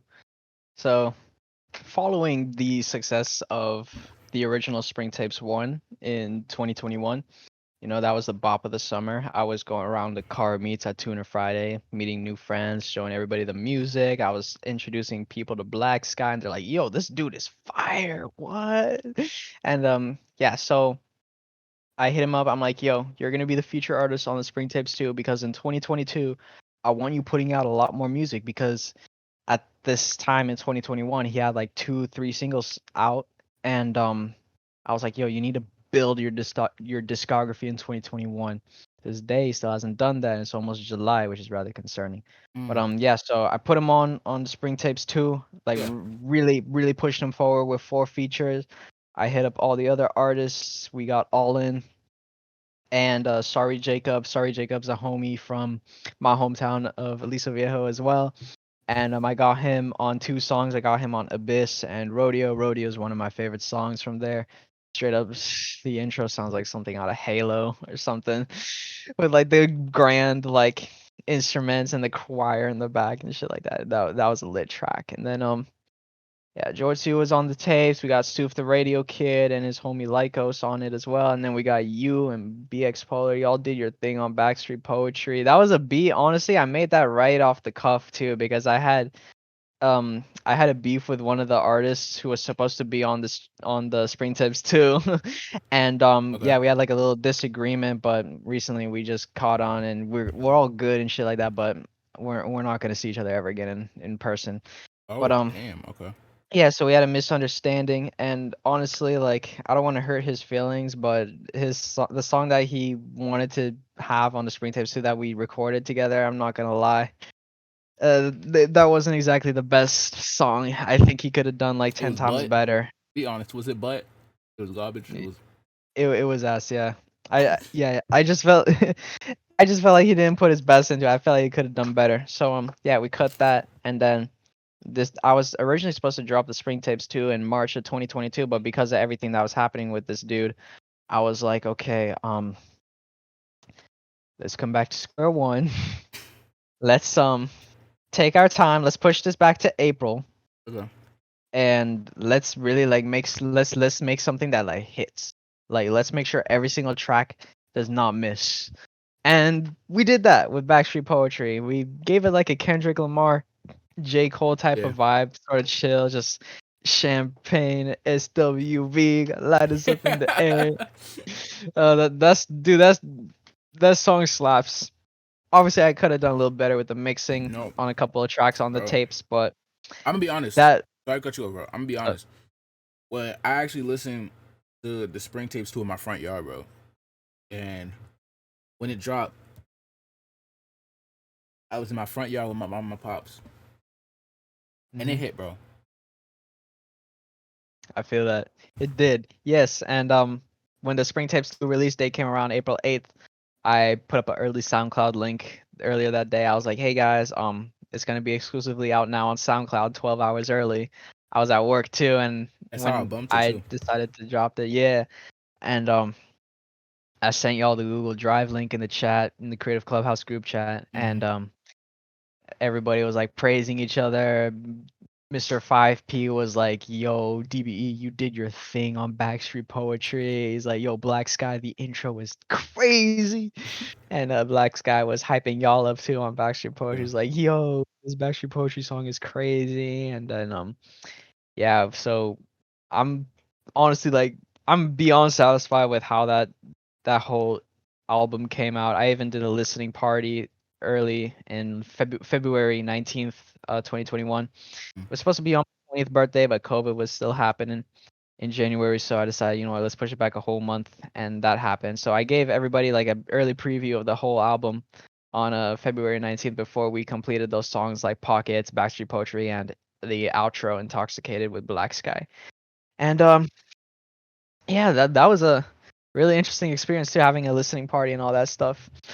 Everybody was hyped in the room when that happened. I had LEDs downstairs and You know what? going crazy. I have What's yet to up? do that, bro. I have yet to do that, and I feel like that's so lit. I feel like as okay, just Jonalius brought something up, which I feel like a lot of artists need to do. If you have a close connection of people that you know, don't be afraid to have a listening party. Don't be afraid to go ahead and invite some people over and do something like that, because I really feel like it's good branding. I feel like it's good exposure, and I feel like if you have a tape that offers a vibe that warrants a party, I feel like that's the best environment to bring it to people, because 9 times out of 10 will listen to tapes. They're gonna listen to it at 2 in the morning in their bed and not really grasp it the way they're supposed to. I feel like if you have a listening party, it's better off. People are gonna grasp it better. They're gonna be able to really enjoy it the way they're supposed to. So I feel like that's a very good way to market and brand yourself. Yeah, and like especially like if you're doing that self-improvement stuff, then like it's like, hey, if you're working on your health, you're working on your bag, you're working on your social intelligence, you should be able to go out there and make friends like at the end of the day, because when you have friends, you got your hype boys, you got homebodies and Yeah. homegirls who can Yep. hype you up and shit like that. When you bring them out to a listening party, because they're like, okay, it's a party, we can let loose and we can also hear some fire ass music, Yep. you know? And that's sort of the environment I wanted to that's sort of the vibe and the environment that I wanted to build with my first listening party for my late 20th birthday.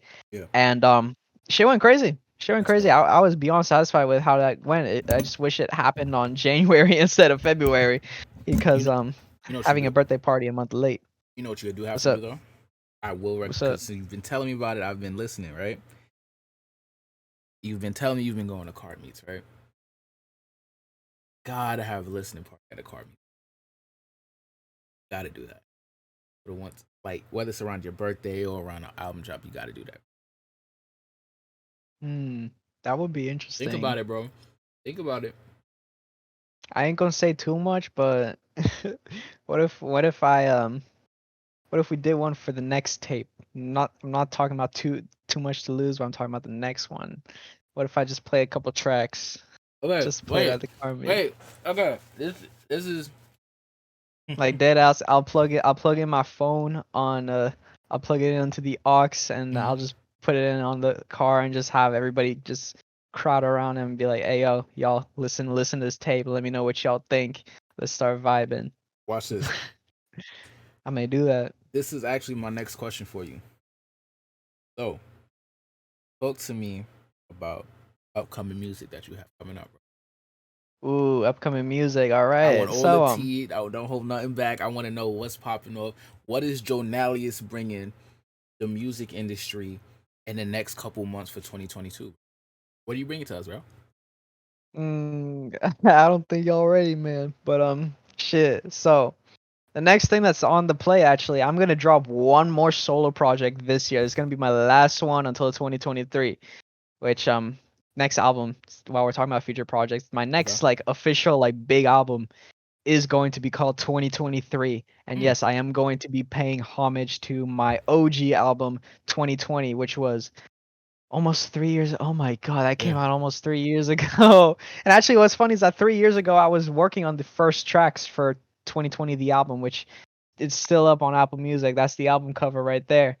And that's just me standing around in this beach area, just sort of staring off into the distance, Okay. shit like that. Whoops, get that autofocus back. There we go. So yeah, basically what happened is I was like, hey, you know what? Let's pay homage to 2020. Let's do a 3-year anniversary type of thing where it's very experimental trap beats. This time though, they sound way more refined because Okay.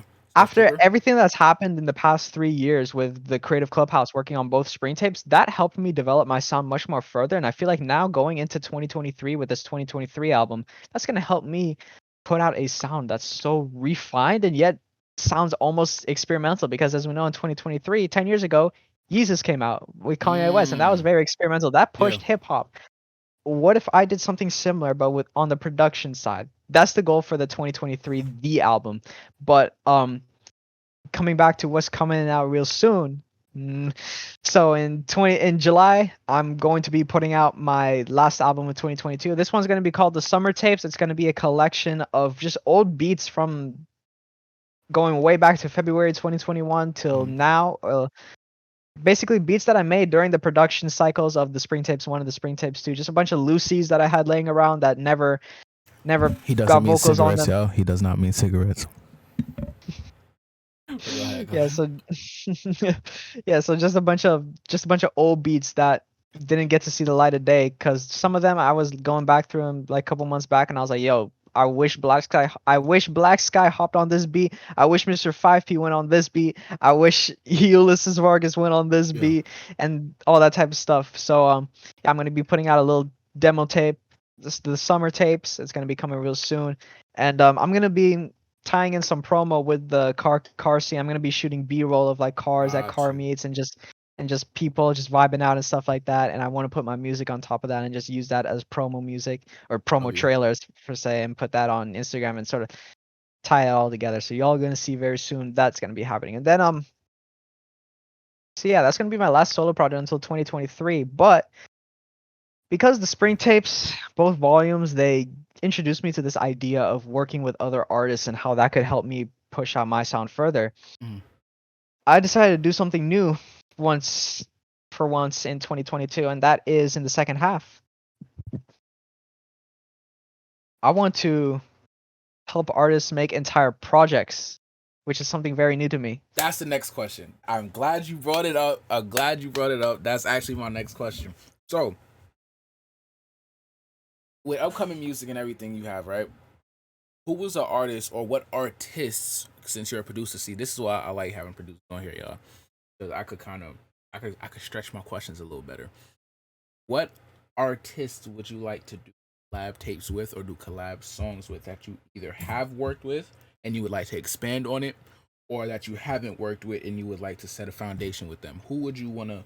Who are some artists that you have in mind? Yeah, so I think we can start off with some of the obvious ones, which these are artists that I'm actually actively working on helping them craft their debut projects Yeah. on. So the first one is gonna be Sorry Jacob. Fire artist, you heard him shine on my songs like Rodeo and DeLorean off of the Spring Tapes 2. And so me and him are putting together a debut album. Is going to be about 15 tracks, 7 hype tracks, 7 melodic tracks, and plus an interlude in between. And his debut album is going to be called Hellraiser. We're going to push this thing out like crazy as soon as we finish it. After Hellraiser comes out, I definitely want to lock in with Black Sky to help Black Sky make his debut Yeah. album Dark Skies and Beautiful Lies and make that a actual reality. I've been sorting through all types of crazy sounds for Black Sky's project. I started working with a new sample creator named Prod by Masal Holt. It's a quite a mouthful, but he makes samples for Travis Scott, Don Toliver. He makes those types of sounds, Okay. and there are samples that have more of sort of that complex nature to them with switch ups and sort of lots of instruments in them and switch ups, kind of like how Mike Dean does on the songs on like Travis Scott songs where he comes in with like the synths on the end. I'm trying to do songs like I'm trying to make beats like that for Black Sky. I've been making a bunch of crazy stuff like that for him. And I hope he actually hops on those beats and like puts them out as tracks, because again, like I think Black Sky could really shine on that type of I'm not production. gonna lie, for stuff like that, I'm not gonna lie. You definitely have it locked, but I'm not gonna lie. As like somebody to work with, I feel like on the producer side, Cole would go crazy with something. Like, Mm. If he can make crazy samples that kind of match like Misal Holt's vibes, I will like, bro, oh don't my sleep, god, bro. I will throw money at him I've if he learned. does a Listen, sample pack like that. listen. I don't know. This is why I hate the fact that I haven't gotten an interview with Cole, bro. Because you cannot sleep on Cole, bro. Like It's especially for impossible. bro, for as young as he is, bro. And this is Oh what yeah, blows my he's mind. he's like what? He's 17, He's right? 17, bro, Oh my god. and he never fails to amaze me, bro. Every single time, I'm like, bro, where did you? How did you do this? Like, I know people older than me and Jonalius, bro, who struggle to make beats. to the level that Cole makes beats, bro. Yeah, And like I'm 20 and you're 19. Are you 19? yeah, Yeah, you're 19. I'm 20. Yeah, it's crazy seeing stuff like that. Like, there's another 17-year-old producer on YouTube. His name is Tryfreeze. I actually borrowed one of his samples for one of my beats on the Life of Jonalius 3. The yeah, beat tape is called 4 a.m. That song goes crazy. He did the sample for that. And oh my god, dude, Tryfreeze, like, I don't know what it is, but 17-year-old music producers are fire. another Like one. Cole went crazy. Tryfreeze also went crazy. And real quickly, hold that thought real Mm, quick. Tryfreeze has been a huge like influence in my 2022 production styles. Like sound wise, yeah, I use his drum kits and oh my god, dude, the stuff I've done with Tryfreeze's drum kits is just absolutely fire. You'll probably hear a little bit of a tease on that on the summer tapes yeah. because I messed around with them and I also use samples like very like different genre samples to also go crazy. But yeah, the combination I've been able to bring has just been absolutely crazy. Like if it wasn't for Tryfreeze and like sort of his tips and tricks for music, I would not be here today, man. I wouldn't be pushing the boundaries and I wouldn't be preparing to put out 2023's album, Yeah. which will do that on production. But yes, what were you going to say about 17-year-old music producers You being so fire? cannot forget about Francis, bro. That you can when you bring up young producers, bro. Yes, there are young producers that I know, but when we're talking about who's at the top of the top, you cannot forget Francis out of that conversation, bro. I keep that's the funny thing too. I keep forgetting that Francis is also a producer. I just know him as Cause like he the rapper raps, cuz bro. yeah, he does rap. Like I heard Fossum, bro. You heard Fossum too, right? He Like that produced that whole shit tape. was the Fossum was so fire, dude. Oh man, I like I think, the intro song. I know the intro. He did like a beat remake to that Travis Scott yeah, Instagram beat, dude. The way that Francis flows on the intro track on Fossum crazy, is bro. just, oh my god. It's like I don't ever think that they could really handle this. Can I dismiss like? Dude, that's straight bars, dude. You can't sleep on Francis at all, Bro, dude. Holy shit. Yeah, but Francis Fossum, oh, that song is fire, especially like the one he did with you that was called Alarms. Oh oh, my bro, god, Alarms is fire. I just wish I had a little bit more bass so it could slap more in the car. But other yeah, than that, dude, yeah, Francis is fire. I gotta like I told him too a while back. I'm like, yo, we gotta work on some shit too. And yeah, that's actually a funny transition. After I work on Sorry Jacobs, or I should say while I'm working on Sorry Jacobs and Black Sky's album, I also want to lock in a studio session in here with Francis because I'm like, yo, like you're from Orange County, you're from like he's from like North Orange County, that's like on the border with LA County. yeah. He's in like Anaheim Canyon, Yorba Linda area. And I told him like, yo, like I know that's a bit far from me, but like I will buy you a train ticket Oh, it's to just a come train. down. Can you drive that distance, or is it like a really, really far distance? Yeah, you can drive, but I like my convenience. I'm that type of guy, dude. Yeah, I No, I'm like the saying if he could convenience. drive out there, per se. If he could drive out there, Could like to where you're at. I mean shit, if he can drive out here, that'd be dope. But I mean, again, like you can't legally drive till 18. But He could that's have why somebody drop him off, bro. shit. I mean, he could, but like it's quite a long way. Either way, convenience. I like promoting that convenience lifestyle. So Yeah, yeah, I told him like, yo, I'll get you a train from Fullerton, come down to Irvine. I'll pick him up from the Irvine station. We'll go grab some food or whatever. We'll talk it up, and then we'll go back to the studio. We'll make some hits and shit like that. I already have like a couple of beats here and there laid out for Francis, but I've been listening to a lot of sample packs recently, and there's a lot of sample packs in my backlog, my production backlog that I've yeah, been meaning to go through to make beats for Francis. And I've been just saving so much money for this recession shit, trying to work as much overtime as I can that I haven't had the time to buy those sample packs and flip them into crazy beats. But mm, yeah, Francis, if you're watching this, you're gonna have some crazy beats coming your way. By the time this video is out, he's probably gonna see like one or two of them. So yeah, we'll see how that goes. So yeah, I wanna work with Francis right off the bat as well. mm, I still wanna work with you definitely on you and Cole. I know we got a little something coming, and I don't think they're ready for it. You know what? I'll tell you something about our project. yeah, Actually, you know what? definitely. I'll come back to that. But the other artist I want to work with, I want to work with Mr. 5P. I want to help him do a. I want I to. want to do a I song feel with like him too. Mr. I'm not gonna lie. Yeah, I feel like Mr. 5P. No disrespect to him, he's fire. Dude, he's literally a Mexican level of Drake, bro. Like I he's keep bro. like his pen, Mr. 5P's pen game is so fire, dude. Like I don't know if you listen It's to crazy. 5:35 a.m. freestyle, It's insane, bro. It's insane. but yeah, he captures that perfect Drake vibe on there, where it's like it's 5:30 in the morning. At 28, I thought my life would be going like Nah, that his flow is introspective crazy. 5P. Yeah, and I need more songs like that. So yeah, I want to link with him and help him do his project. I sent him a bunch of beats. He told me he was gonna record him back in like February. Still hasn't gotten around to him.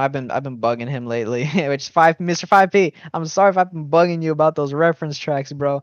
But I just want to help you make some fire, and I wanna make sure that you like doing that instead of just talking more about like what you're gonna do with the projects. Like I love the visions, bro, but listen, let's make some fire. Let's lock in, make some heat. Word.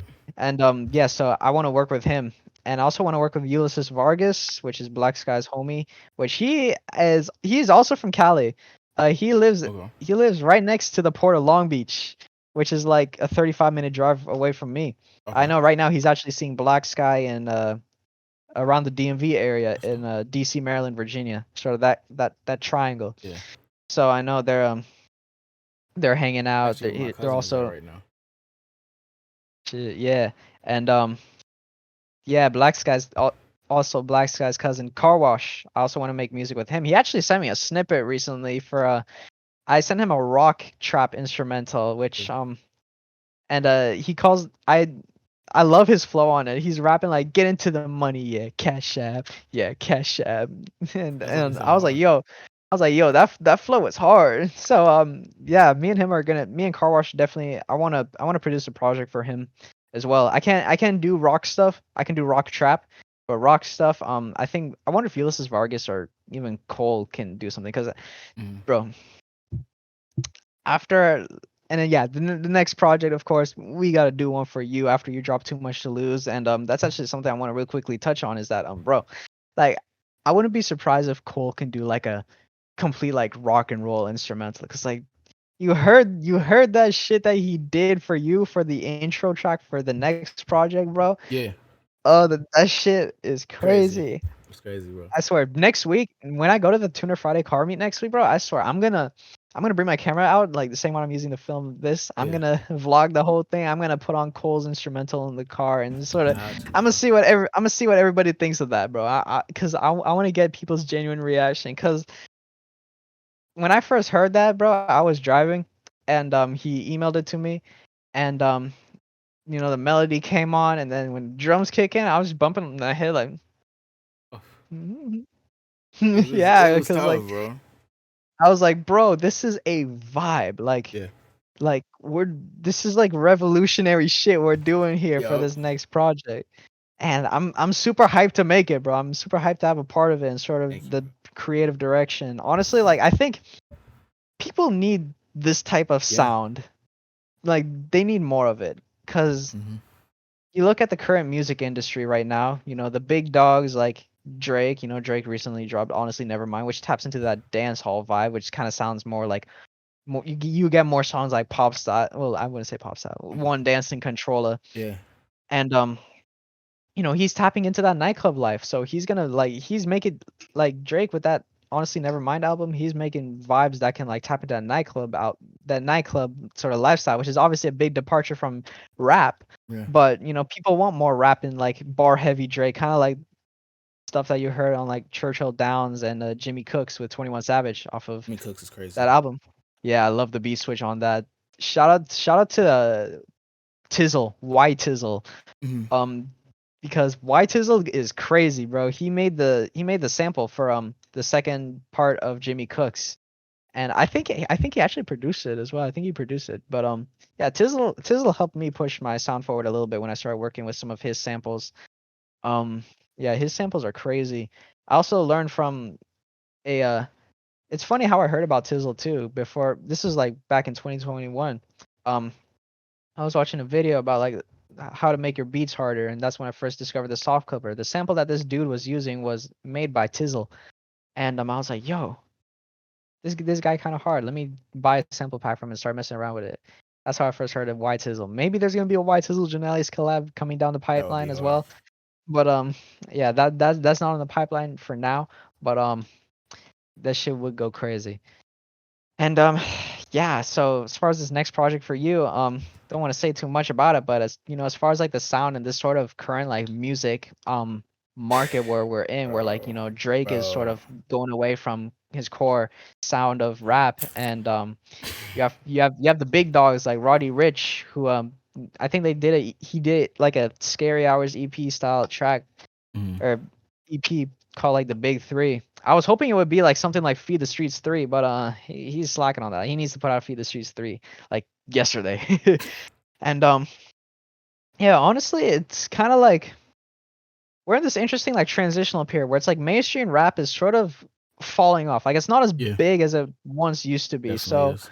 we like you and I and everybody in the clubhouse, you know, we have this opportunity to like create something that's sort of nostalgic, I'll Yeah. say that, but that also kind of taps into like the OG roots Mm-hmm. of sort of, you know, what old music kind of sounded like. That kind of has like nostalgia. And it also has that rhythm and that perfect vibe that like as soon as it comes on, as soon as you press play, Yeah, like a Thanos snap or some shit like that, then that's when you know that like for real. this is gonna be a classic. And whenever I hear that instrumental that Cole made for that project, Yeah, I'm like, okay, this encapsulates a time that was completely different, it was. It was. but it's kind of Yeah. like reinvented Mm-hmm. in 2022.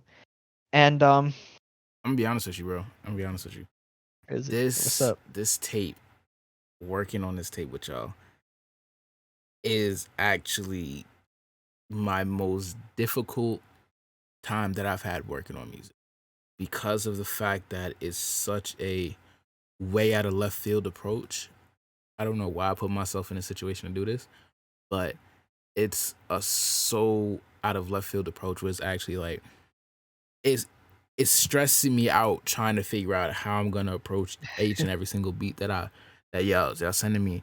And it's like I know I gotta execute it. I gotta do it. I can't just say, you know what, project canceled because I just have to thug it out and do it. But has to be the most trialing, I will say. It has to be the most trialing time I've had with my music. And Yeah, and I think that's why like I think that's why it's kind of good that you're dropping Too Much to Lose, which is gonna be like your full on trap album. And then I think like mhm, after that, like yeah, like it's okay. Like we don't have to get this project done this year. Like mhm. honestly, I think we can drop it in 2023. Imagine, and you know what? I want to drop it in fall, Maybe bro. oh, you want to drop in the fall? Okay. Fall season. Not this year, but definitely fall 2020. Because I feel like it matches that vibe. Like somewhere around September, October, Yeah. I want to try Yeah, to. that's the same time when I'm actually planning on going back to college.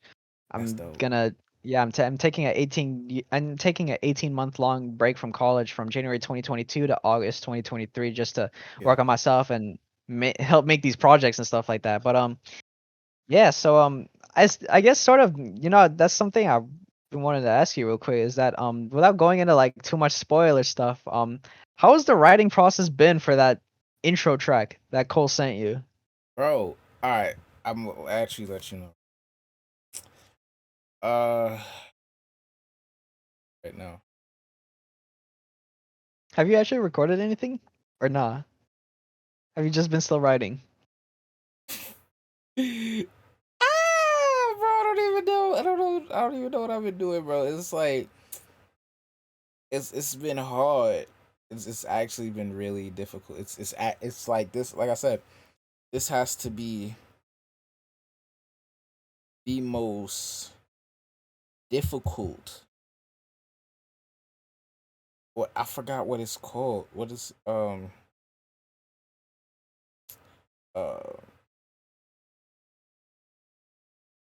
Did I delete it?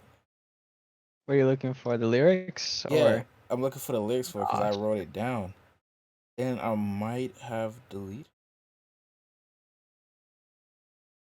That's actually tough. I deleted it by accident. But I had some. I recorded over it a couple times. You feel me? Just to see what it would be like. And oh no, here it is. Yeah. So I've been trying, bro, but it's like manipulating my voice is crazy because I have a deeper voice, right? So trying Yeah. to hit Oh, certain notes is like stressful, bro. And trying to make it sound like you're not skinning a cat alive, bro, is ridiculous, bro. The pain that I'm going through right now, bro, y'all don't understand. I'll be over here fighting demons, bro. I'm like, okay, bro, between the Dude. beats you sent me, the beats that Cole sent me, the one that me and Cole made a while back when this project first even saw the light of day, I have been. I remember when I first introduced it to y'all, me and Cole made a beat, and that's what made me want to introduce it to y'all. And I was like, you know what? Forget a single. We gonna go full out. We gonna do this shit. And if we gonna do it, we gonna do it right. And I said, you know, I'm not gonna drop a single. I'm gonna drop a tape. And then I said after I drop Too Much to Lose, I'm gonna go full R&B mode. I'm gonna drop R&B songs. With you from now till next fall, and things like that. And just to train myself to get into that mode of doing pop. But it's difficult, bro. It's hard. This is not easy. Like this is I'm fighting demons, bro. Like real demons, bro. Like trying to record. Cause it's then some of them I can't even catch a flow, bro. It's not even like the beats are. Here's the thing, y'all. I'm working with a very talented producer. This man is a very talented producer. I don't want y'all to think in any way, shape, or form that what I'm saying is not that he's not talented. I don't want you to think that. I don't want that thought to fester in your mind. I don't want that to happen. But in reality, bro, it's just if y'all heard the genre that I'm going with, bro, we're not gonna. I don't think we reveal the genre yet, but if y'all ever really heard the genre that we're pushing to go for, it's hard as hell, bro. It's not easy. It's producing wise, it's not easy either. That's Uh, facts. finding a I know, bro. These guys are fighting demons making these beats, bro. Because it's a certain sound we're trying to capture. It's a certain nostalgia we're trying to induce when you hear it. So it's a lot. It's a lot of components into it that make it harder than just all right, let me go ahead and make a beat and then throw it out there because it's not what you would regularly hear from us, and that's the thing. So now when we're out Yeah. here doing something completely like a whole 180, it's like, bro, I don't even know how I would, like I'm saying, I don't even know how I would dress the beat, bro. I don't even know how to start. I've been over here Yeah. fiddling, listening to the beats in my head. I'm like, okay, I got a challenge, bro. For the first time in a while, I actually have a challenge, bro. Like, Yeah. That's why I think this whole tape is gonna take a minute to sort of produce. I mean, the production side, me and Cole, we've I got handled that it on lock. decently well so far. Yeah, Cole especially. Like, oh my god, I've never heard him make a beat like that before. When I first heard that instrumental, I was like, she. Yeah. Bro, if you heard the one that me and him made a while back, I said, yo, I need a sample because I was like, bro, I need some chords or something because what I have, it just sounds boring. It sounds dry. It sounds. Mm. Yeah, Send I it to feel it. me the same day. Send me a sample back the same day. He got home from school, cooked up, sent it right back to me. I was like, this is it. This is what I needed, bro. Was it the production for Red Bottoms and Wraiths? Nah, Oh, it was something different. Oh shit. Oh shit. it's I'm not even gonna reveal it because I don't want to give them too much. But Is it on the Too Much to Lose? for our tape. Oh shit. Oh shit. Okay. Bet. Now this is before uh our tape was even a thought. This is before I even said, you know what, we're gonna make this an album. This was just gonna be a single at first, and I was just experimenting. I was like, this shit is a little too hard. We need to go ahead and do this. And then I hit up the group chat we had. I was like, yo, you gotta go crazy. You gotta make this tape. Da, da, da, da. And then when you were on board with it, I was like, fuck it, I can't go back now. It's like it's it's all or nothing, and Yeah, because this album has been like relatively new for me to make too. yeah, Like I've never tapped into this type of sound it's that's like different, bro. n- yeah, like I can catch the flow to it, but like trying to introduce a sense of sort of Nostalgia, bro. yeah, it's yeah, the nostalgia, bro. Like incorporating nostalgia into them has been very hard to do. Cole has he He nailed it got that down on very good. lock. I don't know how he got it on lock, but he got it on lock, bro.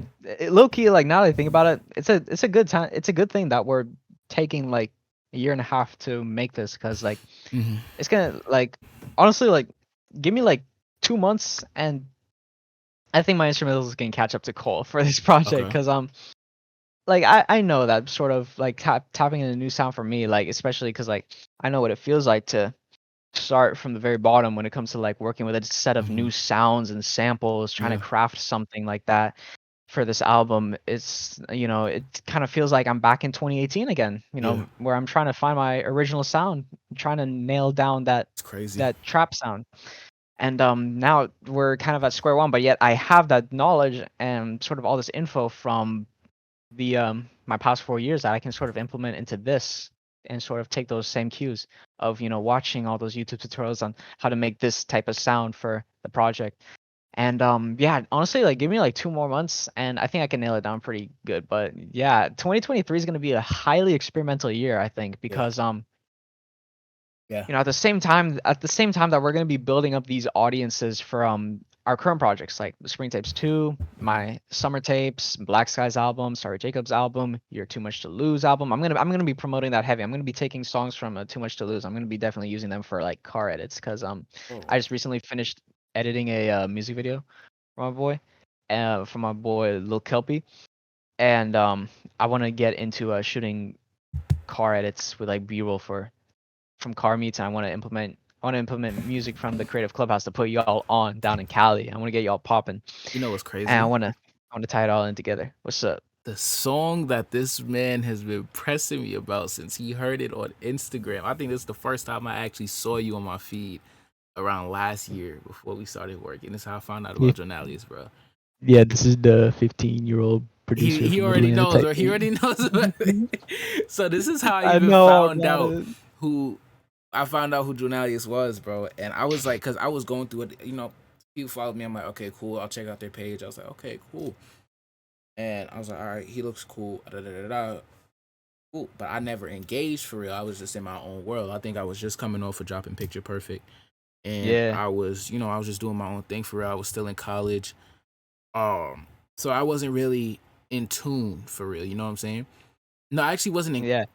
I didn't get in tune with your music until Mm, I heard Red Bottoms and Race, because like I added it to my library, yeah, and it was in my playlist, and it just came on one day, and then I posted about it on my story, and I was like, yo, DBE, this song fire. And then you posted it, and then you were like, you tagged Francis and Cole in yeah, that, and then I was like, oh shit, all these guys, I'm like, yo, let me tap in with them. yeah, And then you hit me up, you're like, yo, I need your help.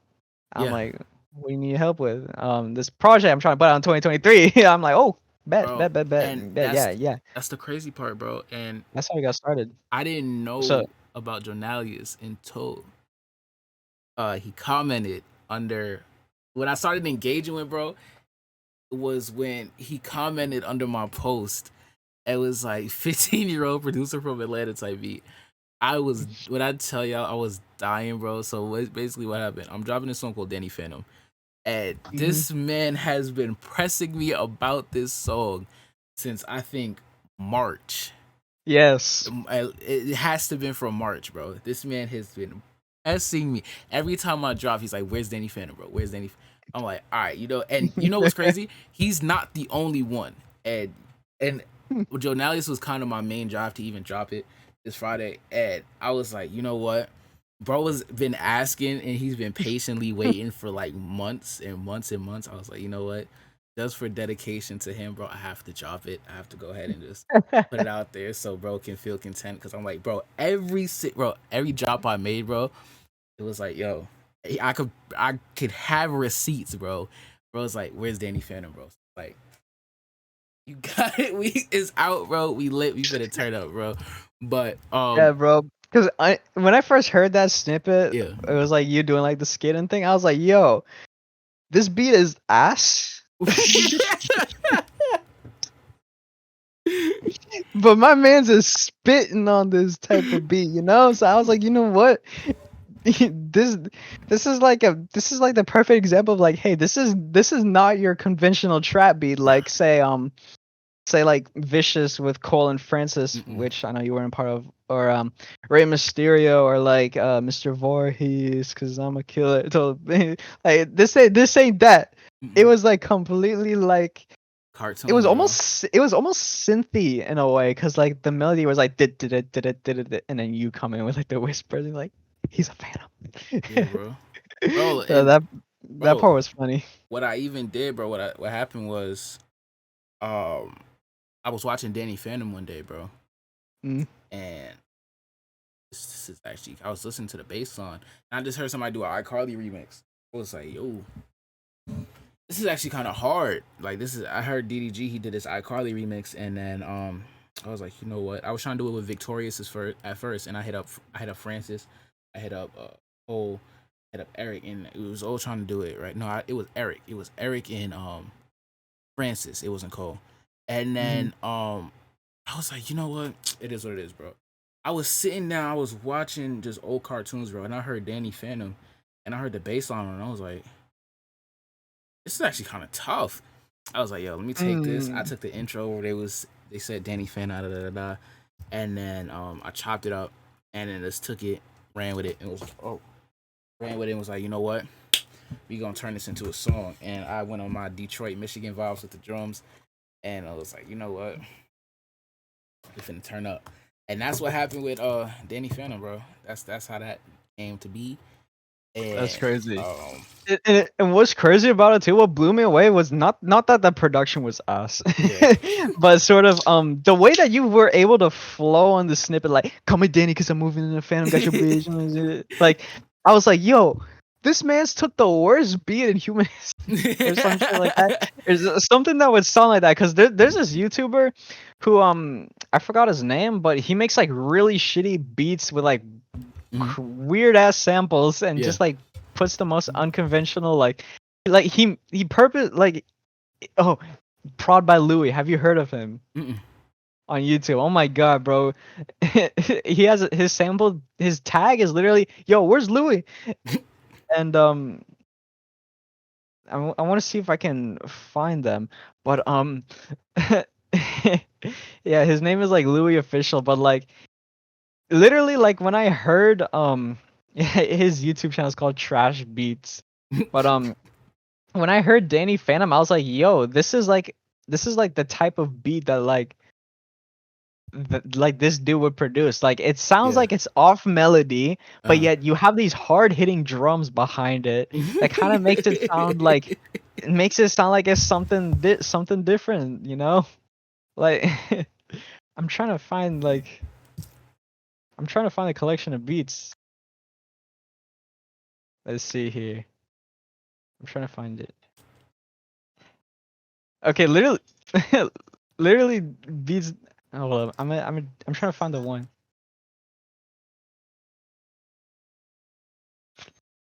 Literally, I thought Danny Phantom was like shit that would sound like this. Low key. Shit, I was fucking like that.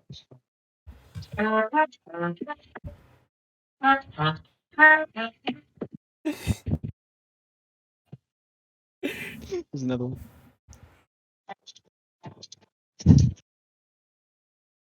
Wait, hold on. I can't hear it. I know it's really hard to hear, but basically it's just like really like off key like piano melodies, like din din din din. It's just stupid shit like that. But yeah, there's drums and then there's claps on it, so that when it all, and the drums are hitting hard too, so it's like when they all come together, it's like you get something that's like you can't stop moving your head to it, bro, because it's like it sounds so bad, but somehow it has a flow to it. That is like that's basically kind of like the sort of production like language I heard from Danny Phantom was like you have a melody that's so unconventional, but then you have drums, then you got you flowing the way you flow on Danny Phantom, bro. Thank you, bro. You make trash sound like fire. Like if we could find that meme where it's like the golden trash bag and like that pile of trash, that's Danny Phantom. I got it, bro. I got it. I appreciate that, bro. For real. For real, bro. And hold up. So now, my last two questions Oh, shit. All right, before. what's up? That's my last two. Yeah, yeah. No. My last two questions before we wrap this up, right? You can answer these however you want to answer them. So, which one do I want to say? For Say that one sure. for For sure. last. Now, what do you feel is out of all the music you've made, right? All right, what's What do up? you Go feel ahead. like is your favorite song that you made so far? Favorite song I made so far. Oh, I got a couple of that. So I gotta give it to Faithful with Black Sky. Okay. That's been one of my favorites. I just love the way he flows on it. I love the Mhm. melody. I love all that beat. I wish Yeah. I could make another beat like Faithful, but at the end of the day, in the world of music producing, it's like sometimes even if you try to go back to that sound, Yep. sometimes Yeah. it won't really sound as good as it's very rare that you hear something that sounds as good as the OG sound. That's either So a yeah, hit or a Faithful, miss. yeah. And see what else. I'll give you three. I'll give you a top three. Okay, top three best Jonalius songs of all time. Yeah. That is quite an interesting question. Yeah, so Faithful, like that's number one. It's actually also number one on my Apple Music most streamed. Okay. Faithful, mm, ooh, the the Grinch. Okay. That's a solo beat that I did. I dropped it for Christmas Yeah. in 2021. Mhm. And the cover art for that, I took it in Irvine. I was just driving at night after like a long ass day at DoorDash, and I took a photo of like the one of the buildings. I was like, okay, let's put it together as cover art. The Grinch is crazy. It kind of sounds like Fair Trade, and Okay. AG produced a sample for that, so you know it's gonna be a banger. And then number one top spot, Go Okay. Mode with Black Sky. Okay. Like Okay. that's probably the best Travis Scott, Mike Dean type beat I ever made. And then a couple like honorable mentions, honestly, because like there's no top three. Like I feel like if I say a top No. three, I'm gonna Listen. Don't spare nobody feelings. Don't do that. It's literally it's what you fit because I feel like when you have your top three songs, you can't take into consideration like, oh, I don't want this person. It's what you feel like you've crafted. That's like your best work when you give your top three. Don't be like, oh, but this person was on and I really like. No, if you feel like this is what you've put out and it's like Picasso's art, then that's what you feel like is Picasso's art. like. If we're talking Picasso's art, all right, top three, I'm gonna lay it out for you. So yeah, Yeah. Faithful, Yeah. That Easy Yeah. featuring Jorty and Black Sky, Okay. Go Mode featuring Black Sky, and then just honorable mentions. Yeah. On top of that, I gotta give it To the Moon with Black Sky, The Okay. Grinch. Um, what else we got here? I'm just trying to go through everything that's out. The dedication beat off of the Life of Jonalius 3, which is track number 8. Okay. That one's hard. And then the 405 beat on that same tape. That one has sort of a Drake No Friends in the Industry type of sound. Got you. But I also have a beat switch in there that kind of sounds like Jimmy Cook's part 2 on the Honestly Nevermind part. Okay. And it's kind of funny. It's kind of funny how I kind of invented that same bass pattern. It was like duh duh duh That's duh. hard. It's just one note. hmm And then as far as other favorite beats, the ones that you haven't heard yet. Oh, okay. I like that. Okay, I actually like that answer. I like that answer. Yeah, because I've been tackling more into the R&B genre for Okay. the summer tapes. I haven't been making that many R&B beats lately, Yeah. but I mean I've made a couple here and there, which I'm actually working on a collab tape for All In and Hyperdrive. They're both in the clubhouse. I'm working on a collab tape for them. That's more R&B and melodic type stuff. Yeah. And yeah, you'll hear those types of sounds on the summer tapes for a couple throwaway beats. All I'm gonna say is that as far as the summer tapes is All Day, Glowing, Mm. and Jacquez Tatty. Those are gonna be it's a different type of me. Those are Okay. just demo tracks. Everything on the summer tapes, which is coming in July, Yeah. those are all just demo throwaway songs. Okay. Songs that like never that like they either land in two categories. One is that they're just old, and like I haven't thought about putting them on previous projects, and the second one is just I thought they were bad to put out, and I just left them as demos. Yeah. Honestly, I think anybody who goes through the summer tapes, they're gonna be looking at these and they're like, wait, these didn't make the cut on spring tapes because they didn't match the vibe. You thought they were bad. They didn't go on solo albums because you also thought they were trash. So this is gonna be setting in some like proper expectations that like, hey, like I can slaughter this genre Okay. into something like a demo tape pack and have it sound like my best work yet. Okay. So that way when we go into 2023, the album is going to be very experimental, but it's also going to have those trap drums as well, but you're going to hear some very unconventional melodies and stuff like that that will also just sound absolutely crazy. Honestly, I think you're going to find a lot of Kanye West inspiration in 2023 the album, but think just instrumental type stuff and stuff that's again very unconventional, but also just has like a flow to it at the same time, kind of like instrumentals like Danny Phantom. I hear it. I hear it. So now for my last question, which I'm gonna actually start ending off with this question.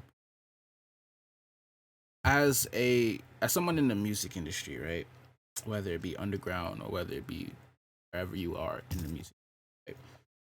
And as a producer, how do you feel personally? Like personally, don't take no shortcuts. Don't take any safe routes with this question. I just want to put that disclaimer, and I'm gonna actually start doing this.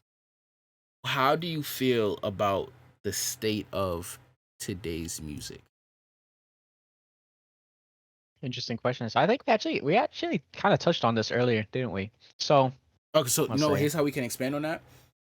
What would you change and what would you keep?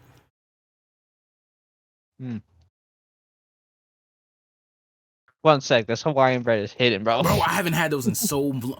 Bro, listen, I haven't had those in so long, bro. Oh my god, those hit, bro. You know what you need to do, bro? You know what you need to do? So you know how they come in like rolls? But bro, this is what the music spot is about. I don't care. Not everything's about music, y'all. Get off me. What you need to do, right? You have a row of those, bro. Take it, you put it on a grill, cut it in half, bro, and turn it into a hot dog bun, bro. Fire. Actually, it's actually insane, bro. It's the most insane thing you'll ever have in your life, bro. When I tell you, and then you take some caramelized onions, bro, and you take your relish or some ketchup and mustard. Crazy. Best thing you'll ever have in your life. That and water that like you leave in the car overnight, so it's like it's not like fridge temperature, but it's like cold where it's like it kind of hits different. Where's my bottle? This right here. My room stays air conditioned, bro. This is cold 24/7. That's how you do it. See, Pressure. right here, I just have a Coca-Cola mini fridge, and I just keep my shit on deck. Me and you are gonna have a talk afterwards because I'm doing something, and I just don't want to flood the time with the podcast and put extra shit in there that doesn't need to be there. For sure, But, for sure. this- But yeah, I'm back to the touching on- question. Yeah, let's go. Yeah, Fuck it. so what would I change of What would like you change and what would you keep about like? How do you feel about today's music industry? Not how do you feel about today's music? Like, what would you change and what would you keep about it? Well, honestly, I don't know what I would. I mean, we'll get to the keep, but as far as change, honestly, if I could like have like a 10-minute conversation with all these rappers who are like on the top and producers too. Yeah. All I would simply tell them is like, don't get comfortable. It's like what Future said in the song, "Bitch, don't get too comfortable." Because when you get too comfortable, Yeah. when you get too comfortable, you get way too complacent. Yeah. And especially because like I don't want to get a little too deep here, but I feel like when it comes go to ahead. okay, fine, we'll do it. I feel like most men when they attain a certain level of success, Mhm. I feel like they're like, okay, I'm at the top. I have 10 Yeah. million monthly listeners. I'm Uh-huh. literally the most popular rapper in Yeah. my entire country right now. And I bet you that's what Drake thinks right now about like the whole world. Like he has the whole world. And but I feel like every single rapper, like you and I, in 10 years, when we're in places that like we've never thought possible in 10 years Yeah. from now, we're gonna have this issue of like we may start to get a little complacent here. Course. And when you get complacent, you get too comfortable. And when you get too comfortable, you're not making the same types of music as you were, say, compared to when you were from the bottom. Mm-hmm. And that's something that like, you know, in the 5-year plans, which speaking of 5-year planners, Whip it out I on me, got bro. one. Pause. I got one right here, as you can Pause. see, Pause. 2022 to 2026. I keep one in here, and one of the goals I have in here is, Yeah. you know, I want to crack my first $1 million, and I also want to Yeah. be able to host those types of events and functions where we Okay. can all get together in the same room, same studio, and make vibes and stuff like that. When artists and producers as a whole reach that certain point of like, okay, we're on top, you get too comfortable and complacent, you won't be making the same type of music that you once were when you were on the come up. Like, I'll give you an example right off the cuff. Look at what happened to Lil Pump. He was popping in 2015 to 2017. He ran that era of rap. He was going absolutely crazy with I it. heard nothing but Gucci Gang, bro. I'm telling you, that's all I heard. Bro. Yeah, but now down here, everybody was talking about Lil Pump because he Yeah. was going crazy with songs like Flex Like Ooh, Boss. D-Rose. Yeah, D-Rose was a fucking banger, D-Rose is bro. crazy. And I don't know lie. D-Rose is crazy. yeah, but the problem was that, you know, I feel like after Lil Pump reached that certain level of success, He and went the same nowhere else, bro. thing, you could say the same thing about Smoke Perp as well. Smoke Ooh, Perp had ooh, like Audi, ooh. Bless Your Trap, Fingers Blue with Nephew. Travis, Nephew. Yeah, I feel like Nephew was like that led to his demise, I It think. did. It did, But but it was hard, bro. Cause I feel like there was nothing he could do that his would top last that. good song. It was nothing he could do to top that, bro. Yeah. And you know, I feel like after these rappers, they dropped the best projects that got them the most success, and then they start hyping up new shit. Like you had Lil Pump start hyping up Harvard Dropout, which would he hyped it up too long. He took way too long to drop that project, I feel like. Yeah. He could have done way better. And I feel like that's what these artists like. That's what I would change. Is like, I would tell them, stop getting complacent. You need to go at the rap game, like literally. I like that same energy that you put into songs like Flex Like Ooh and D-Rose. Put that to your next projects. Keep pushing those boundaries, because the second you get complacent is the second that you're gonna fall off the face of this earth. Exactly. J. Cole said it best in 1985. That Mhm. song. Oh, It's like you blow up, then you go down, or some shit like that. yeah. And you know, J. Cole's a very wise rapper. He is. But He is, bro. that's like the cycle that like people need to like, you need to know what to do in order to not like reach that. Mhm. And I don't want anyone in the clubhouse to sort of go through a period of stagnation. I want us, when you know, when we're like going on domestic and international tours by 2027, maybe much sooner, but Mhm. definitely in the second half of this decade, when we're making big moves and stuff like that, you know, Yeah. whether we're out on the road and we're like it's gonna be becoming complacent in those types of scenarios. It's gonna look like, oh my god, it's so easy, bro, because like we're gonna reach a certain point where we're gonna have a certain level of income. We're gonna have a certain amount of money to our names, whether it's $1 million, 10 million, 100 million, whatever. Um, and we're gonna be like, damn, bro, life is good. You know, we're rich. Never look at it like that. Yeah, And I feel like but I feel like some of us are gonna reach that point, which is what I'm no, some here. of us will. Sort of, yeah, I'm here to help us make sure that we don't reach that point where it's like, okay, got a couple mil. Mhm. We got. I look sexy as fuck today. uh, That I got. I got 20 bitches hitting. Probably gonna have way more than that. I got 200,000 bitches in my Instagram DM requests. Not the main The page on like the Instagram request, DMs, bro. but The I'm talking like the blue request. request Yeah, bro. The of like request. supermodels from Victoria's Secret, Vogue, Playboy GQ hitting models, all us of up, that, bro. trying to hit us up, trying to get with us. Yeah.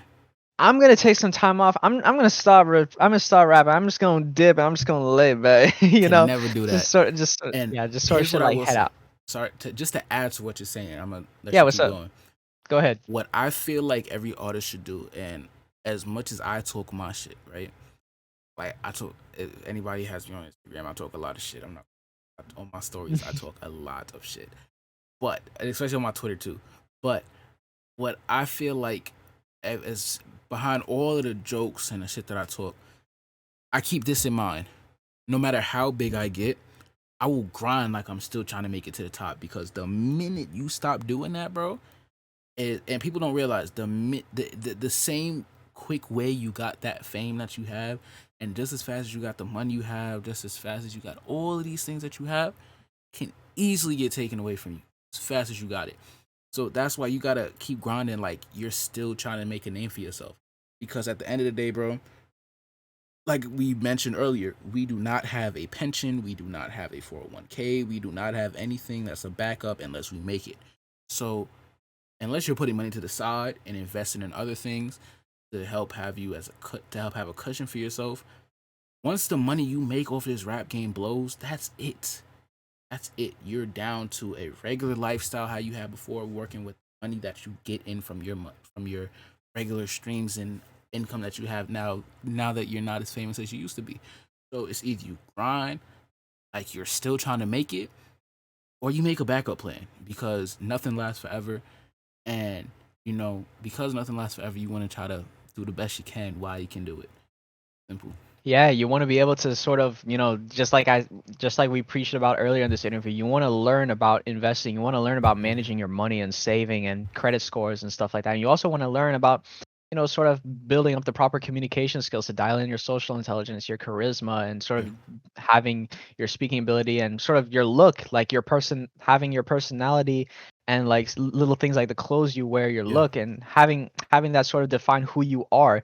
And all that at the same time while also dialing in your health and your fitness so you can have a clear head with no external substances like drugs or alcohol or whatnot Exactly. floating in your system so that you can just focus on the music. And when you pick up those important habits, those are the things that are gonna really move you forward in the long run. Like, real quickly about like the whole like money part, No, go ahead, bro. it kind of made me think that like, if you handed me $10,000, so I have that much invested, right?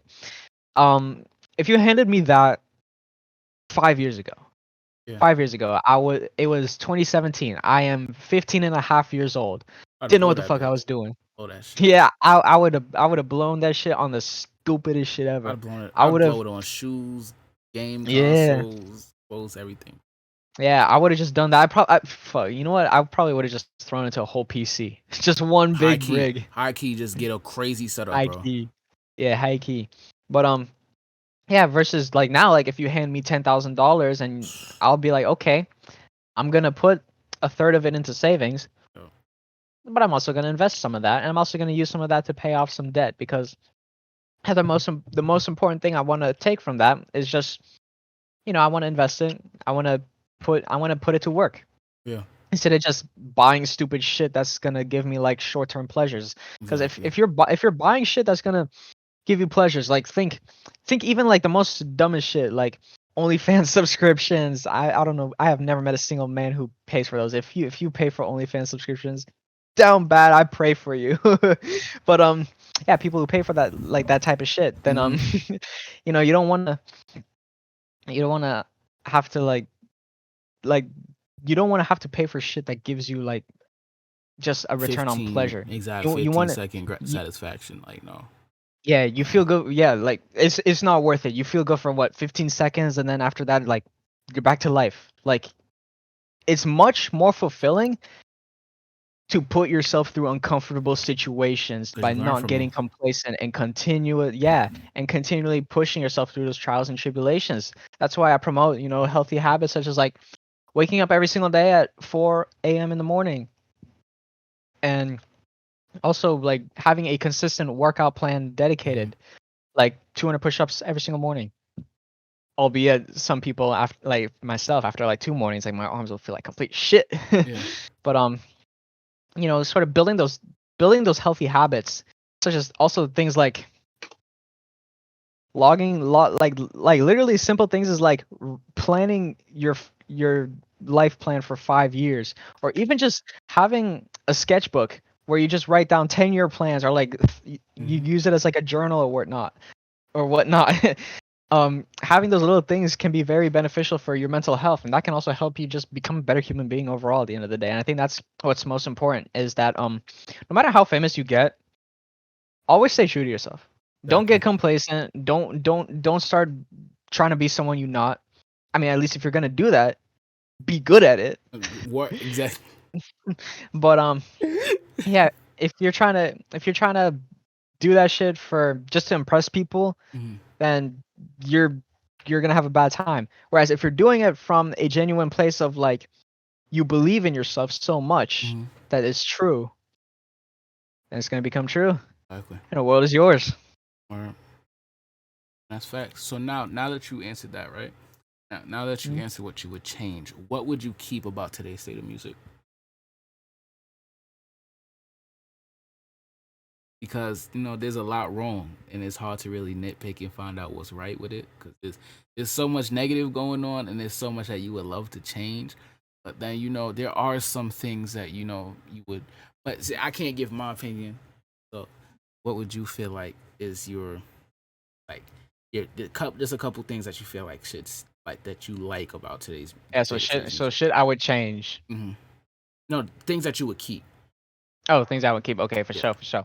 Yeah, my bad. I just had to choose. I had to chew through some Hawaiian bread, bro. We eating out here, bro.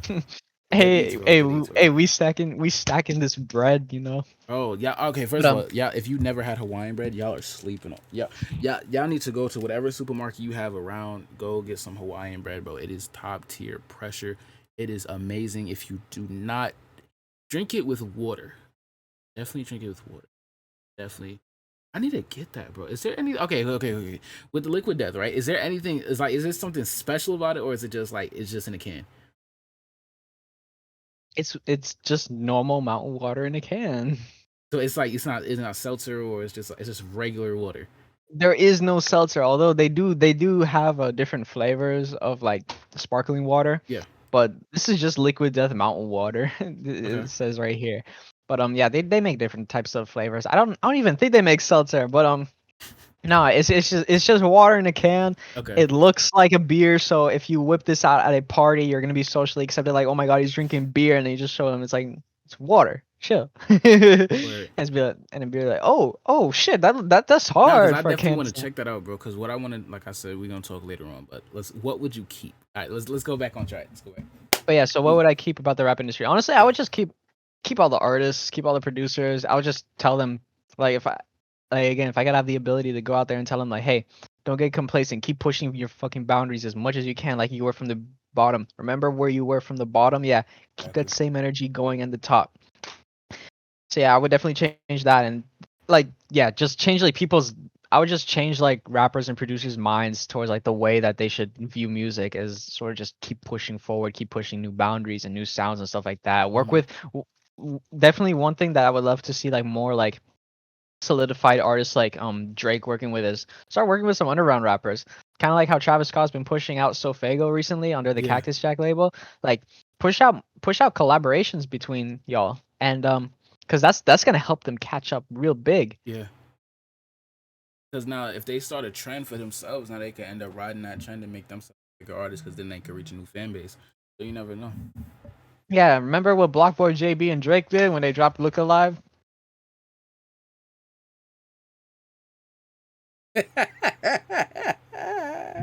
Remember when Blockboy JB dropped "Shoot"?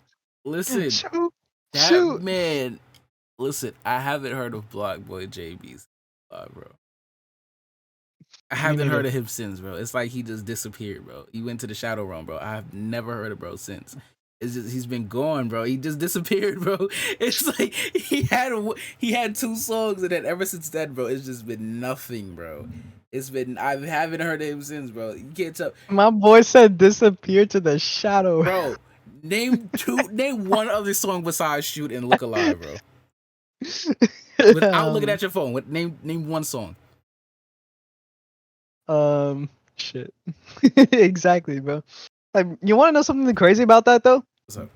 I played All right, so the February 19th like listening party for Spring Tapes 2. I was just playing on some like normal rap songs through my playlist, right? Mhm. Playlist was called like 2010, so it was just a bunch of music assorted from the 2010s. Yeah. One of the W songs that era, by came the on way. was W era. one of the songs that came on was Glock in My Benz by Smoke Perp. Okay, that's the song that came out in 2017, like January-ish. Okay. I played that shit and everybody looked at me like, dude, I haven't heard this song in years. Who is this guy again? No, they got it, I'm bro. like, That's how you know they fell off. That's exactly how you know they fell off, bro. yeah, they're like, yo, I haven't heard this shit in years. What song is this again? It's funny because one of them was like, yo, did you make this song? Yeah, this shit was funny, bro. They thought I made Glock in my beds. Hey, if I did though, That's a W. of course the history would have been changed forever. Oh, definitely. He wouldn't have fell off that much. Yeah, dude, imagine if you get someone like me or Cole producing for like a big name artist like Drake I or could see Smoke y'all Perp. producing for somebody like either Trav, Anderson, Mac, I feel. Interesting. Or I feel like I could go crazy with Anderson. I could see y'all producing like Goldlink. And I could definitely see y'all with like Snot. I could see y'all producing. Honestly, I feel like if I produced for Travis or even Playboy Cardi for that matter, I feel like, or both of them, why not? I feel like if I were, that would be one of my dream collabs. Is like if I could work with Travis and Playboy in a studio, just Yeah, both of throw them on the me, same song. yeah, throw me into a studio with them for like a day. It's like 12 hours. Yeah. Guarantee you, we will make the hardest collab tape of the fucking century, the fucking decade. Probably It would would be hard, probably I'm be not gonna lie. it would probably be better than What It's Time to Be Alive with Drake and Future. I hope they do a part 2 to that. That's a crazy What other tape. collab? It's hard to beat that, bro. Yeah, Trying to be What It's alive Time. is crazy, bro. I wanna. That actually kind of reminded me. I was just thinking about it that when the Creative Clubhouse once we like really get the ball rolling on sort of our music, sometime later this decade, I wanna have like two like really big artists from the Clubhouse, whether it's you and maybe Black Sky. Maybe we could do collab tapes now, and then after like we blow up and hit that million monthly listener mark, we can do another one. I want to put out something like that. That's like best producers are involved in it, and like the hardest like bars right behind it, just Yeah. rapping shit. Something like that that could like really like shift the culture forward. Okay. And something bigger than What a Time to Be Alive. I want to be able to do a project like that. I don't care if it's in like the second half of this decade, if it's in 2030s or in the later 2030s, but Yeah. I want to put out something that's like legend that cements us as legendary goat status, like I'd be collective. down for that. I'd definitely be down for something like that. Sound tough. Yeah, but for now we got a lot of work to do. We still got to build our names out. Still got to put we got to push ourselves out because we are our own brands at the end of the day. Yo, gotta sell ourselves. We gotta treat ourselves like prostitutes, bro. We gotta put ourselves out there, bro. We gotta sell ourselves, bro. Yeah, we gotta Treat go ourselves out like we got to treat ourselves like OnlyFans models trying to get to the top 0.1%. Facts, bro. Facts, bro. We just gotta anywhere we go, bro. Just like yo, that's actually the type of mentality I'm going into college with, bro. It's like I'm not even going there for the degree, bro. Believe it or not, like I've even had moments where I almost had a 4.0 GPA, right? Mm-hmm. My mindset wasn't even on getting this degree. I could give a fuck about it. I could care less. But my mind is, I need to promote my music. I need to get myself out there. I need people to know who I am. And once I get that out there, bro, I could care less about the degree. I could care, oh, he left with his master's or his. I don't care about any of that, bro. A piece of paper, I'm not gonna use the shit. Like, I do what my graphic design work for me, for my album covers, for my music videos and things of that nature. That's what I do it for, bro. But when it comes to like just to getting a piece of paper, it's okay, cool, hip hooray, Yeah. bro. That's all what I did with my high school diploma. It's stuffed underneath my desk somewhere. I don't know, but it's like, bro, it's not like college is hard. It's just like it's not my main priority. You feel me? Like literally, Yeah, I'm I feel only that. there. I'm just there for the audience, bro. Like Yeah, just I to grow think my fan base. that's part of the reason why I kind of decided to take a break from college. So yeah, when I went to college, I was originally wanting to become a computer technician at the Mhm. Apple Store. So basically, fixing computers, phones, but Yeah, except just from the inside shit, right? yeah. And I was when I was starting the fall 2021 semester, I was having some doubts about it myself. I was like, because at that point I was starting work on the Spring Tapes 2, and after hearing that reference track with Black Sky on Go Mode, after I first heard the OG version, I was Yeah. like, you know what? This my music is like getting to a point now where it's like really starting to like take off, and my Mhm. sound is also getting progressively way better than like anything I put out before the Spring Tapes 1. And so I was like, okay, you know what? I'm kind of having doubts about this whole college thing. Maybe I should take a break sometime soon. And then I was like, I don't even really know if I like doing this whole computer technician stuff. Second week of college, that semester comes around, and then the next thing that happened was just absolutely mind blowing. Professor who was teaching that class for the computer class, 2 weeks in, so we had a class every Tuesday. The second Tuesday comes around, he's not there. There's two people who are like in that computer department of the college, Saddleback College, and they come in and they're like, "Hey, unfortunately, Mr. Sarakowski, that was his name, Professor Sarakowski. They're like, unfortunately, Mr. Sarakowski has passed away in his sleep last night." You know that happened to And my that actually happened to my one of my history teachers, bro. really, shit. After Yeah, we and left, after our semester ended. wow, okay. Yeah, and so I remember everybody's reaction in the class to it Hmm. was like, "What? We did it." Some shit like that. And someone asked it and they were like, "Well, if that was the case, why didn't you just email that? Why did we have to show up to class today if he was dead?" And then the That's a dude who dick like told move. us the news, That's a dick move. yeah, the dude who told us the news is just like, "Well, I'd rather bring y'all in here so we can sort of tell y'all about what your next options are, sort of going Yeah. forward." And obviously, I sort of understood. I was sort of in his shoes where I was like, okay, I kind of understood the complaints, but like, yeah, they could have told us over email, but like at the same time, like I'd rather like hear it in person so like we can know like what would be our next options. What to do now? Yeah.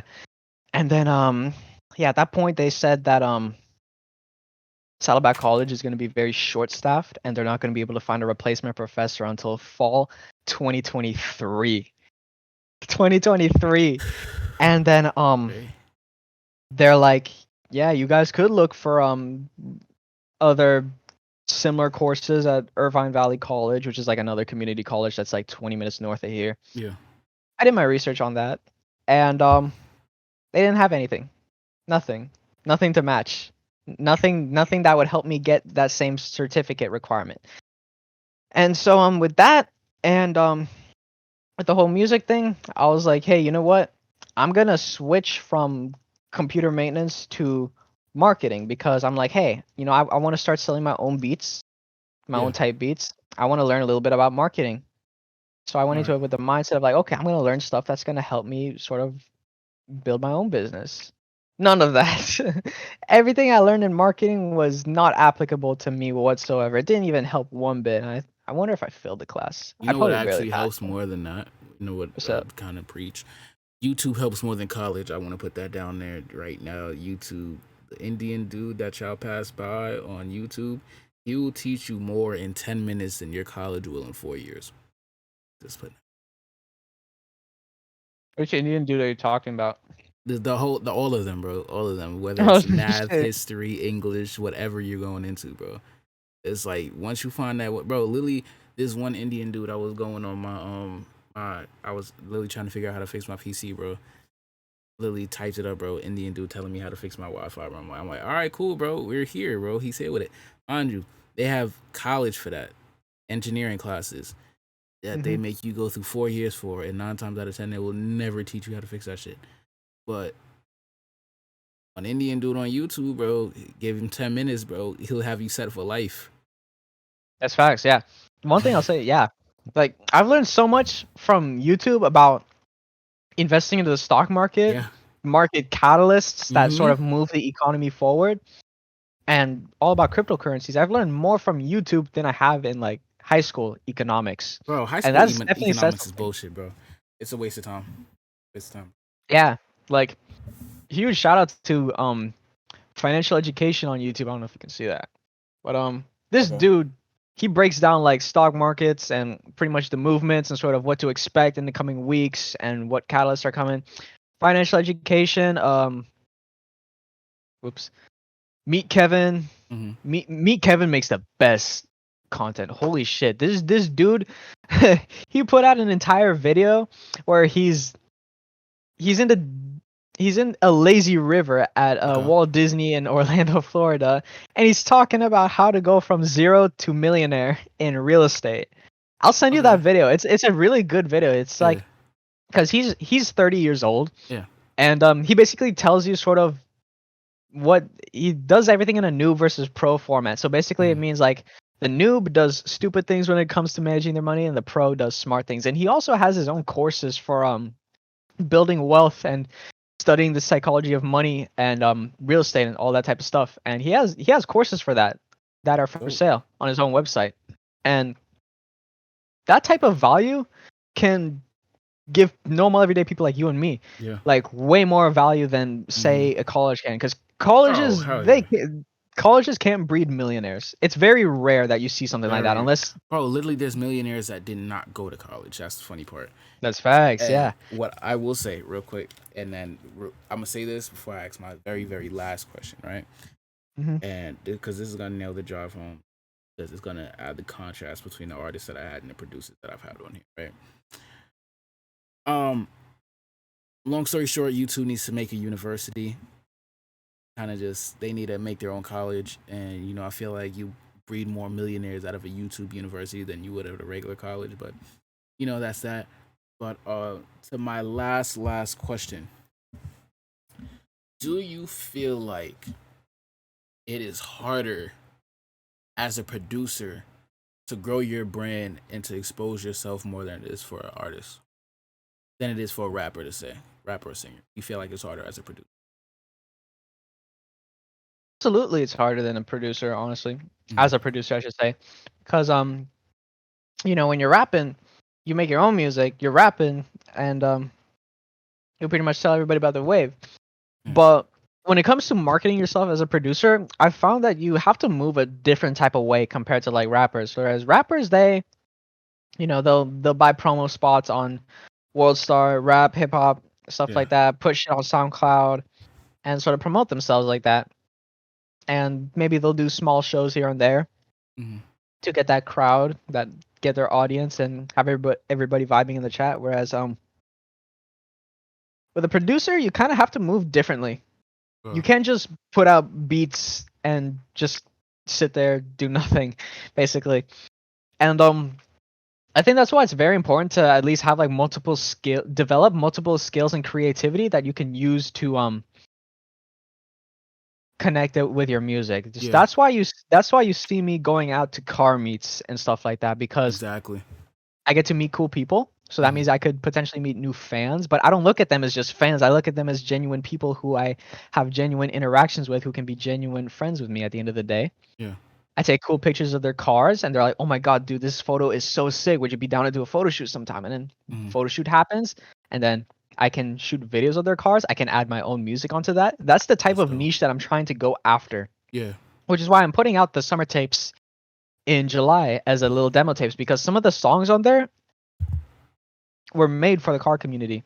Mm-hmm. I have this one song on there that's called "In the Chevy" on summer tapes, and it's those funk instrumentals that like they have like a acapella, like distorted vocals in the back, and then there's Yeah. like drums on top of it. Yeah, kind of stuff that you would hear in like Suicide Boys or like old Snot stuff. Mm-hmm. Yeah, so there's some instrumentals like that, and I want to be able to sort of show people that like, hey, I have the camera here. Yeah. I can shoot really sick photos and sick videos, and I can produce my own music, and I can edit those videos and photos and I can stitch them all together, put my music on top of that, and give you a final product. That is, I think, one of the that's what I'm trying to that's the type of marketing that I'm trying to go after. Is Okay. basically is finding a niche and sort of becoming really well known in that niche. So for a time, I'm gonna be known as like, oh yeah, he's a photographer. Yeah, Jonalius, yeah, he's a photographer at the car meet. But then fast forward another month or two, people are gonna be like, oh yeah, Jonalius, yeah, so he has an awesome group of artists and producers at the Creative Clubhouse. He makes really fire music. Yeah. He also shoots really nice car edits. Car edits is what I'm gonna be known for. Okay. But except it's not just car edits, because anybody can do a car edit. But can you do a car edit where you produce your own music behind it that actually Exactly. sounds genuine? And can you also shoot all of the content yourself?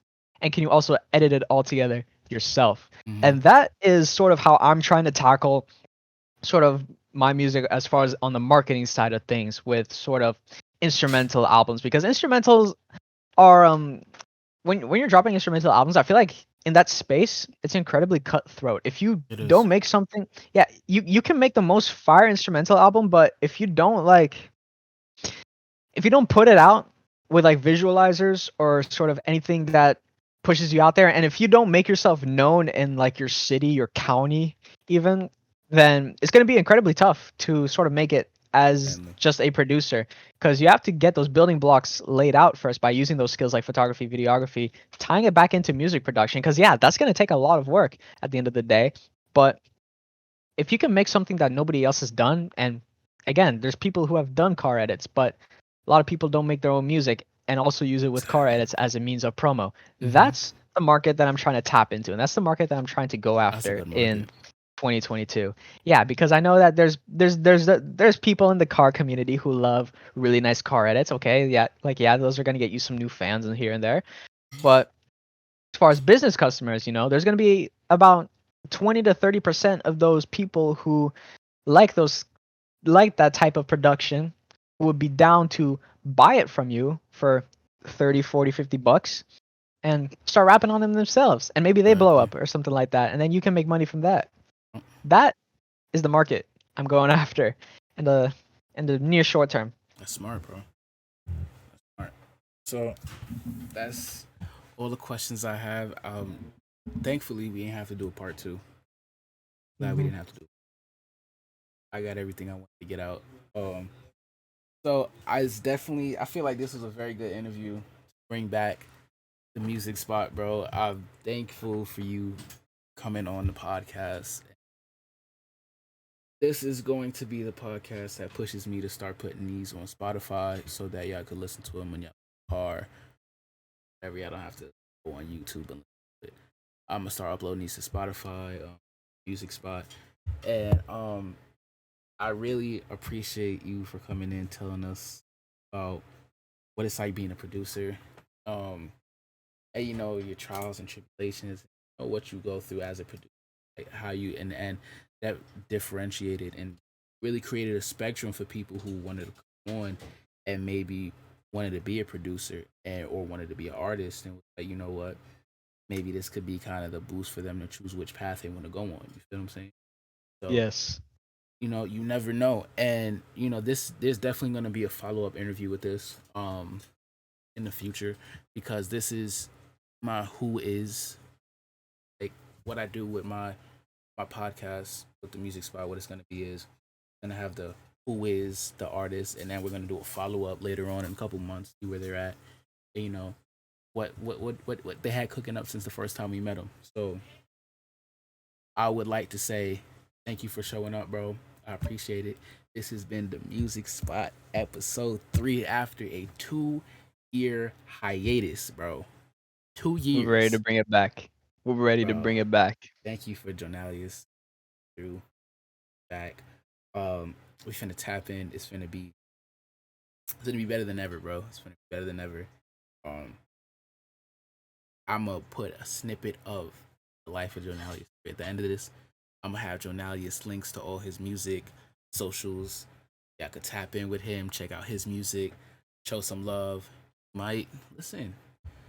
If any artists come through watching this, you might find Jonalius might be the producer you want to hit up. So make sure y'all lock in. I appreciate you, man. And out of my heart, back. Listen, music spot is gonna make a comeback. I ain't got nothing to do now, so be lit. Nothing but consistency all Yeah, bro. 2022. Between this and my Gonna be a game, good one. between this and my gaming channel, it's gonna be nothing, bro. But this is going to be up by the time y'all see this. Is going to be Friday, so make sure y'all. I don't know what date that is, but make sure y'all show some love. And I'll catch y'all in the next one. This spot. I'm glad to have y'all here with us. Kick back, relax. Be out of here. Boy.